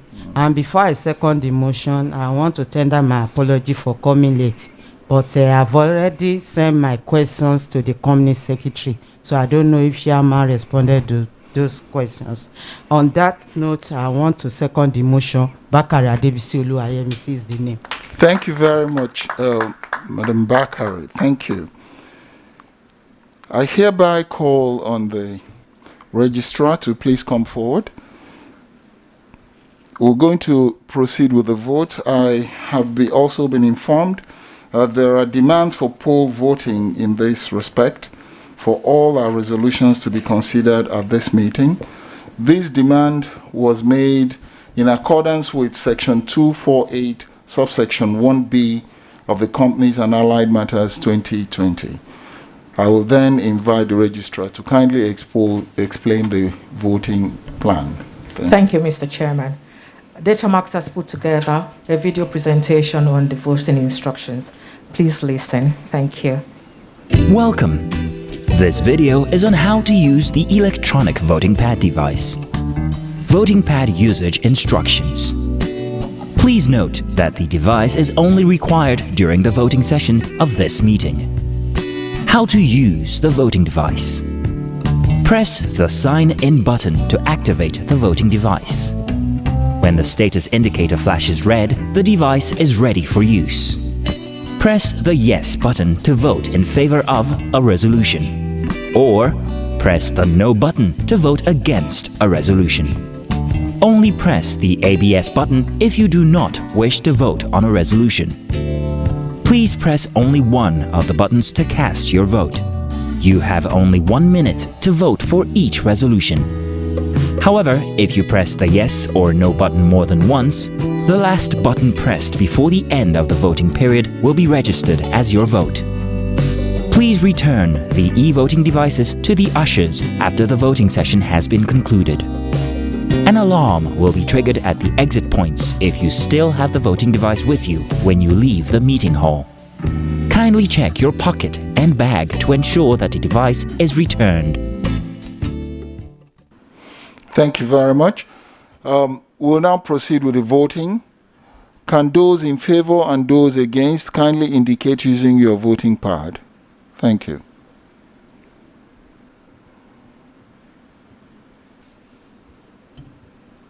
With the kind permission of the chairman, voting is for 15 seconds. So we have a countdown: 8, 6, 5, 4, 3, 2, 1. Voting is over. At the end of voting, 100% of shareholders present in person or by proxy voted in favor of the resolution. Thank you. Thank you very much. I hereby declare the motion unanimously carried. The second item on the agenda is to declare final dividend recommended by the Board of Directors of the company in respect of the financial year ended on 31st December 2020.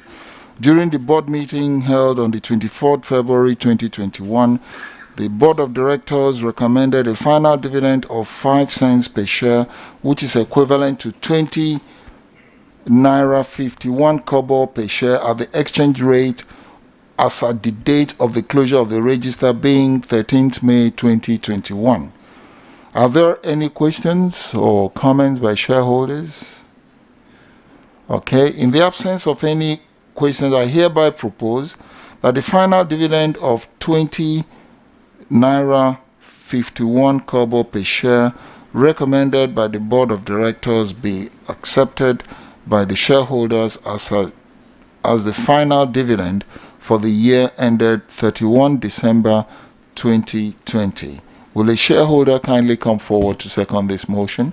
Alhaja, please.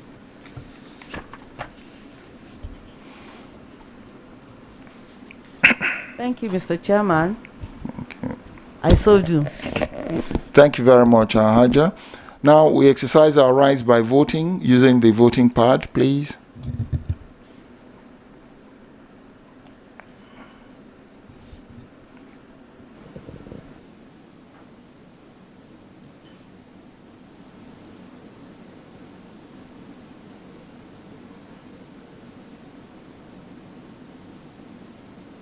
Voting is over.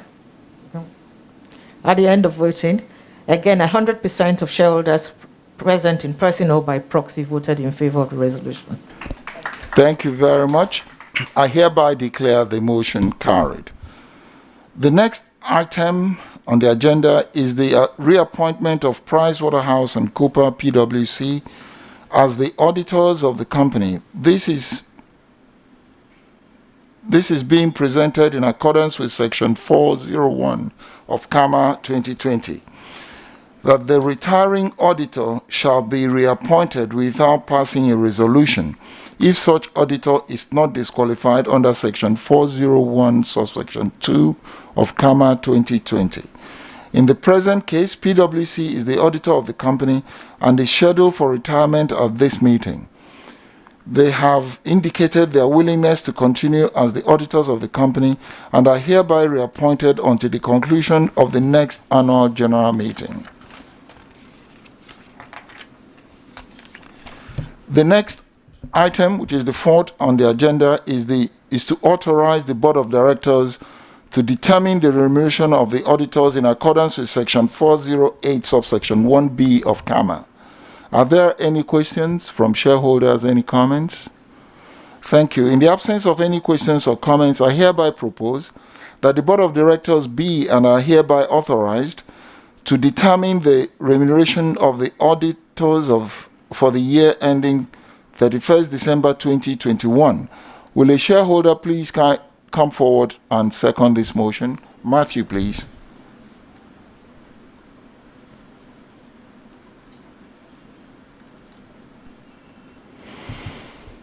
I, Matthew Akinlade, I second that motion. Thank you very much, Matthew Akinlade. We now exercise our rights for those in favor and against using the voting pad.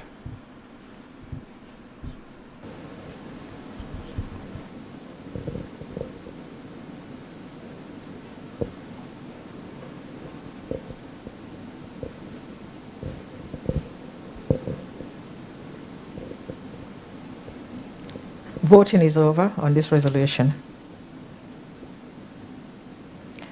At the end of voting, 99.14% of shareholders present in person or by proxy voted in favor of the resolution.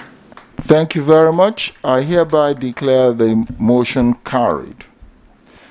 The fourth item on the agenda is the fifth item on the agenda is the resolution to approve the appointment of Mr. Emeka Onwuka as an executive director of the company in accordance with Section 274, subsection 1 and 2 of CAMA 2020. Following the appointment of the former Chief Financial Officer and Executive Director, Mr. Roger Brown, as the Chief Executive Officer of the company in August of 2020, a casual vacancy was created, which led to the appointment of Mr. Emeka Onwuka with effect from August 1, 2020, to fill that vacancy.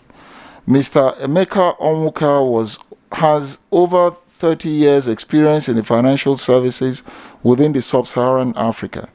He has acted as the voice and face of major financial institutions in Nigeria as former Group Managing Director and CEO of Diamond Bank PLC and former Chairman of Enterprise Bank.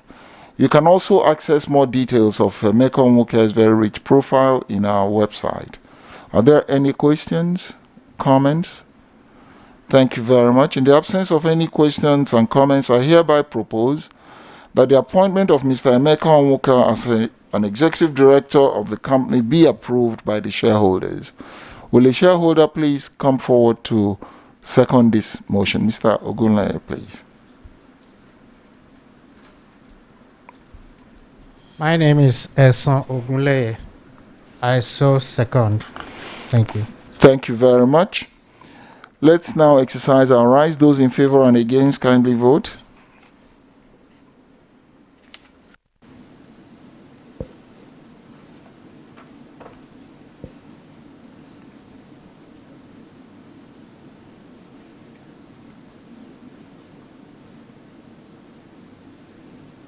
Thank you. Voting is over on this resolution. At the end of voting, 100% of shareholders present in person or by proxy voted in favor of the resolution. Thank you very much. The motion is hereby carried unanimously. The next item on the agenda is the resolution to approve the appointment of Ms. Aruma Ote OON as an independent non-executive director of the company in accordance with Section 274, subsection 1 and 2 of CAMA.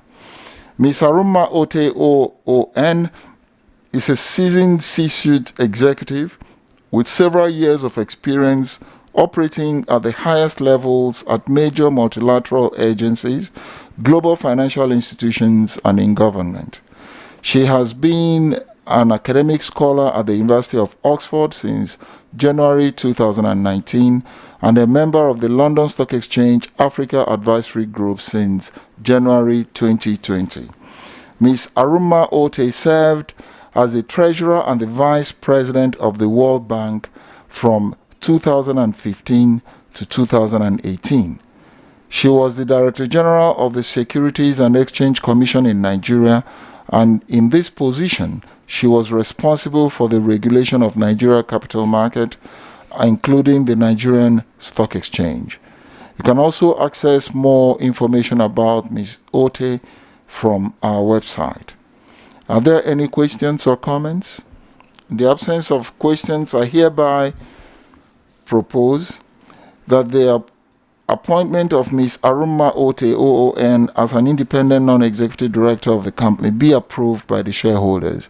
Will a shareholder kindly come forward to second this motion? Yes, please, Anthony.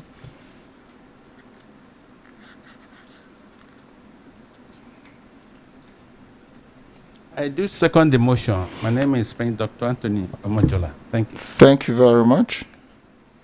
Now exercise your right by voting. Those in favor or those against.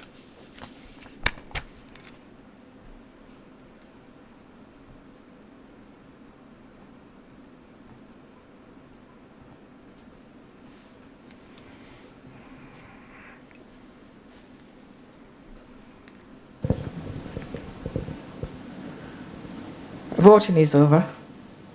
At the end of voting, 100% of shareholders present in person or by proxy voted in favor of that resolution. Thank you. Thank you very much. I hereby declare that resolution unanimously carried. The next item on the agenda is the resolution to approve the appointment of Mr. Xavier Role as an independent non-executive director of the company in accordance with Section 274, subsection 1 and 2 of CAMA. Mr. Xavier Rollet is an experienced CEO and entrepreneur. Named as one of the 100 best CEOs in the world in 2017 by Harvard Business Review, Mr. Rollet has demonstrated a history of successful turnarounds in global financial services industry. In his decade at the helm of the affairs of the London Stock Exchange Group, the London Stock Exchange was transformed into one of the world's largest exchanges by the market capitalization. You can also access more information about Mr. Xavier Rollet in our profile. I would like to also state that both Aruma Ote and Xavier Rollet bring extensive expertise in the field of regulation, the capital market, and business governance, and their knowledge and experiences is a great addition to our board. Are there any questions, comments? Thank you very much. In the absence of any question of comments, may I then propose that Mr. Xavier Rollet be appointed as an independent non-executive director of the company be approved by shareholders. Can a shareholder kindly come forward to move this motion? To second this motion, please. Bakari Adebisi is the name. I second the motion. Thank you very much, Bakari. Can we then start voting? Those in favor and against, or against?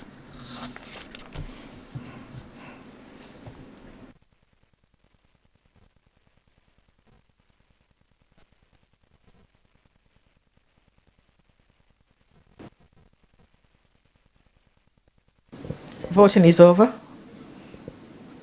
At the end of voting on this resolution, 100% of shareholders present in person or by proxy voted in favor of the resolution. Thank you very much. I congratulate all the 3 directors whose appointment have been approved. Now we go to the re-election of directors. The next item is the resolution to re-elect 2 retiring directors of the company in accordance with sections 273 and section 285 subsection 1 and 2 of CAMA. There are 2 directors who are scheduled for retirement at this meeting. They are Lord Mark Malloch-Brown and Mr. Damian Dodo SAN. These directors are eligible for re-election and shall be presented individually. I therefore proceed with the re-election of Mr. Lord Mark Malloch-Brown, who is an independent non-executive director. Would a shareholder like to ask any questions? In the absence of any question, I hereby propose that Lord Mark Malloch-Brown, who is retiring by rotation, be re-elected as an independent non-executive director on the board of the company. Will a shareholder kindly come forward to second this motion? Aja, please. The name is Alaja Ayodele Kudaisi. I so second the motion, Mr. Chairman. Thank you very much. Let's now exercise our rights by voting using the pad. Those in favor and against, kindly vote.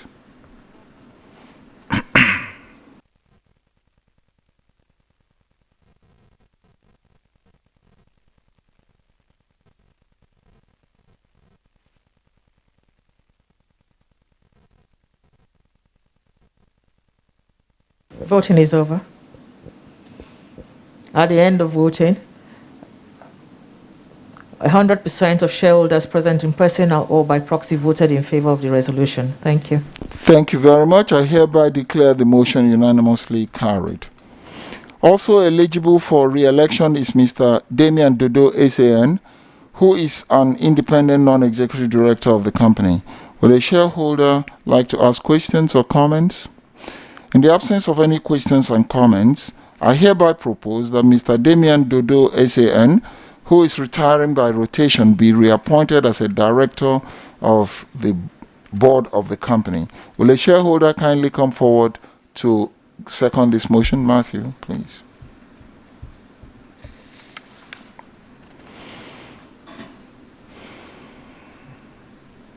I, Matthew Akinlade, I second that motion. Thank you very much. Let's exercise our rights by voting using the pad.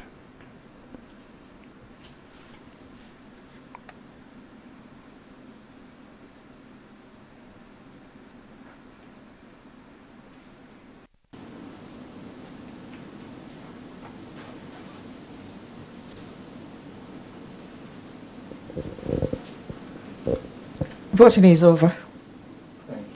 At the end of voting, 99.57% of shareholders present in person or by proxy voted in favor of that resolution. Thank you very much. I hereby declare the motion carried. The sixth item on the agenda is the disclosure of the remuneration of managers of the company. In accordance with Section 257 of CAMA 2020, the compensation of managers of a company shall be disclosed to the members at the annual general meeting. Please refer to page 130 of the annual report for the full details and disclosure on the remuneration of managers of the company. Would any shareholder like to ask any questions or make comments? Thank you very much. In the absence of those no questions, I will proceed with the other items on the agenda. The seventh item on the agenda is the election of members of the Audit Committee. In accordance with Section 404, subsection 3 to 6 of CAMA, a total of 4 nominations were received from the shareholders. The registrar have reviewed these nominations and have declared 3 nominations valid, while the 4th nomination was subsequently withdrawn. I will now invite the company secretary to read out the names of the nominees and their nominators. Edith, please. Thank you, Mr. Chairman. The shareholder nominations for membership of the Audit Committee are hereby presented as follows. Number 1 nominee, Sir Sunday Nnamdi Wonsu, nominated by Mr. Moses Ibrude. Second nomination, Mrs. Hawa Umar, nominated by Far East Finance and Investment Limited. The third nomination, Chief Anthony Idigbe, SAN, nominated by Mr. Isaac Obarinde Obatosho. Thank you. Thank you very much, Edith. We shall now proceed with the election of the Audit Committee members. Being that the requirement is for the appointment of 3 shareholder representatives by show of hands, and we now have only 3 valid nominations, with your kind permission, may I then present the above named nominees as the duly elected shareholders representative of the Audit Committee. Kindly come forward. I'd like shareholders Sir Sonny Nwosu, Aja Hauer, and Chief Tony Idigbe. The 2 of them are attending through online remote locations. Thank you very much. Sir Sonny wants to take a bow. You're very well known. Thank you. I hereby present the following shareholders representative. The shareholders representative duly elected shall be joined by the following directors who have been nominated by the board to serve as members of the Statutory Audit Committee for the financial year ending 31st December 2021. They are Ms. Aruma Ote, ON, and Mr. Olivier Claret de Langevin. They are also attending remotely, and you can see their pictures and profile can be found on our website. Will a shareholder please second this motion? Mr. Ogunleye, please. My name is Eson Ogunleye. I have a second. Thank you very much. Let's exercise our rights now by voting using the pad. By show of hands. Show of hands. Registrar, I say please count.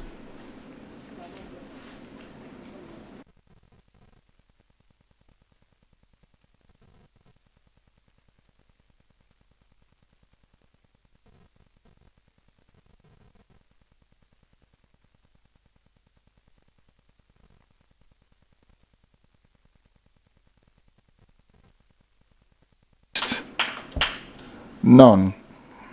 They are not present, as they say.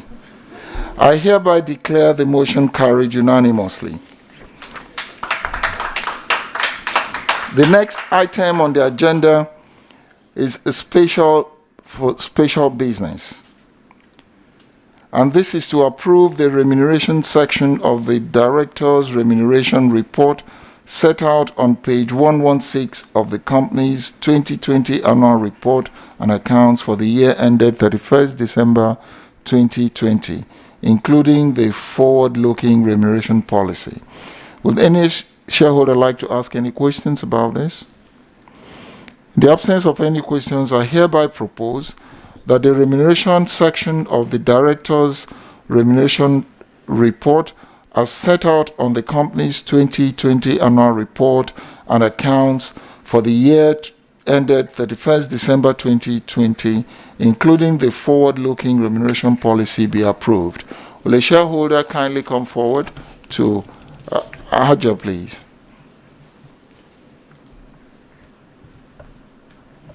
I rise to second that motion. Alaja Kudaisi Ayodele is my name. Thank you very much. Thank you. Can we then commence voting using our pads? Those in favor and against?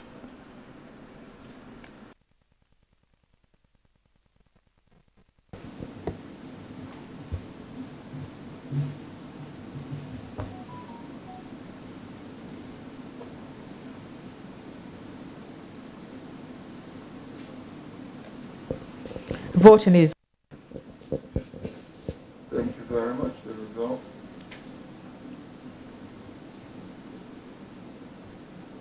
At the end of voting, 100% of shareholders present in person or by proxy voted in favor of the resolution. Thank you very much. The resolution is hereby carried unanimously.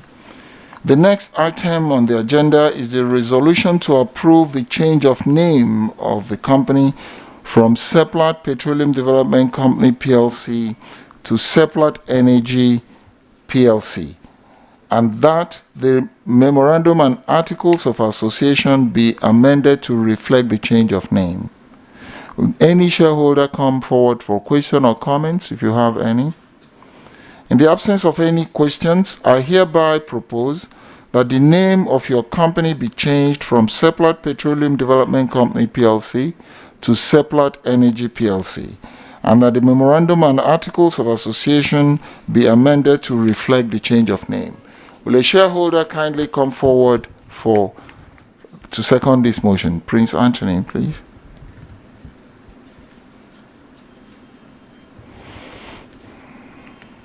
I second the motion. The name is Prince Dr. Anthony Omojola. Thank you. Thank you, Anthony. Those in favor and against, kindly vote using your pad.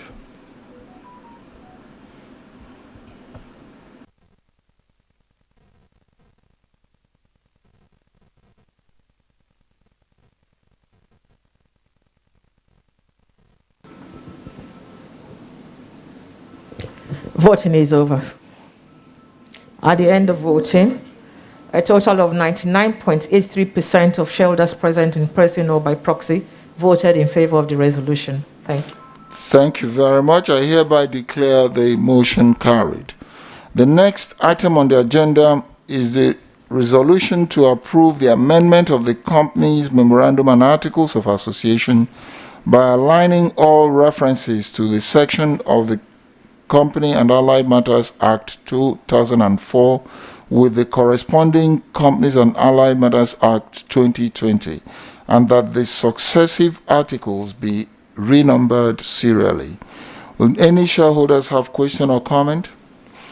In the absence of any question, I hereby propose that the company's memorandum and articles of association be amended by aligning all references to the section of the Companies and Allied Matters Act 2004 with the corresponding Companies and Allied Matters Act 2020, and that the successive articles be numbered serially. Will a shareholder kindly come forward to second this motion?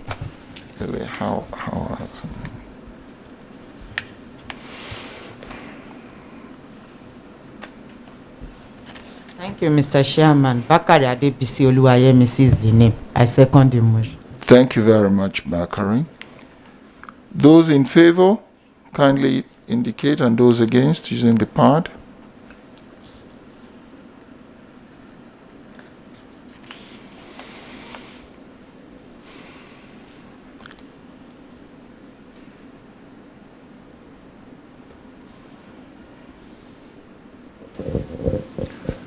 Voting is over. At the end of voting, 100% of shareholders present in person or by proxy voted in favor of the resolution. Thank you very much. I hereby declare the resolution carried. The next item on the agenda is the resolution to approve the amendment of the company's articles and association by including a new Article 26 as stated on the notices for the meeting on page 296 of the annual report. Are there any questions and comments by shareholders? In the absence of questions and comments by shareholders, I hereby propose that the articles of association of the company be amended to include the new Article 26 as contained in the notices of the meeting. Will a shareholder kindly come forward to second this motion? All right, John.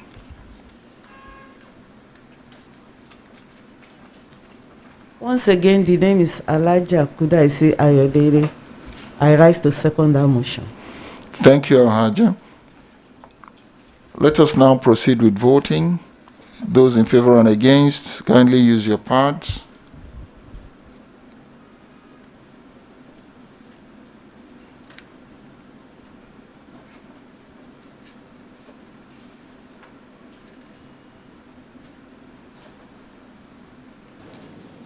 Voting is over. Thank you very much. Thank you very much. At the end of voting, 100% of shareholders present in person or by proxy voted in favor of the resolution. Thank you very much, and I hereby declare that motion unanimously carried. On resolution 12, being that all the resolutions put to the meeting have been carried by shareholders, the company's secretary is hereby authorized to take all necessary steps to implement these resolutions. Distinguished ladies and gentlemen, Sasoni also, please.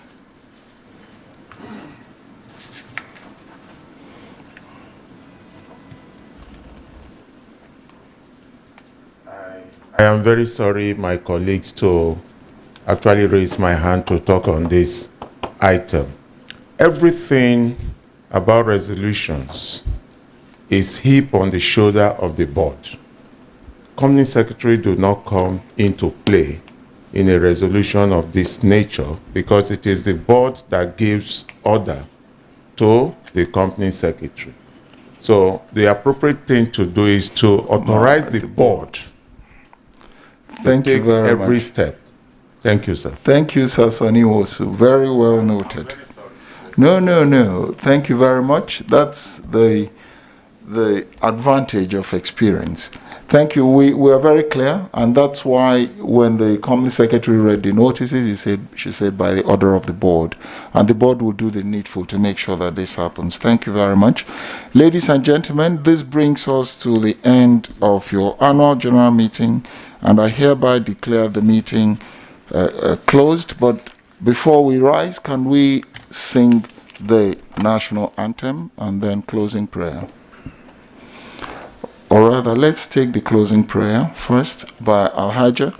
Come and say the closing prayer, and then while we're standing, we take the national anthem. Thank you.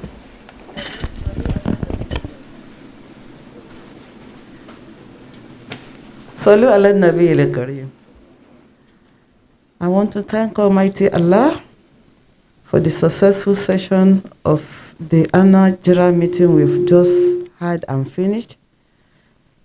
May God take us back to our different destinations in peace and not in pieces. As we go back to our destination, may God protect and guide all of us. I pray for the company that by the time we meet here next year, it shall be a bumper harvest for all of us.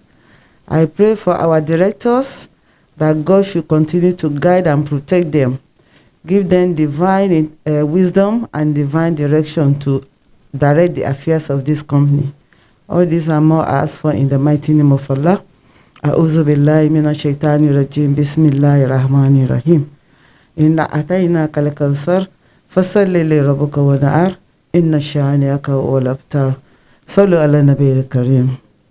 We shall meet again next year, inshallah.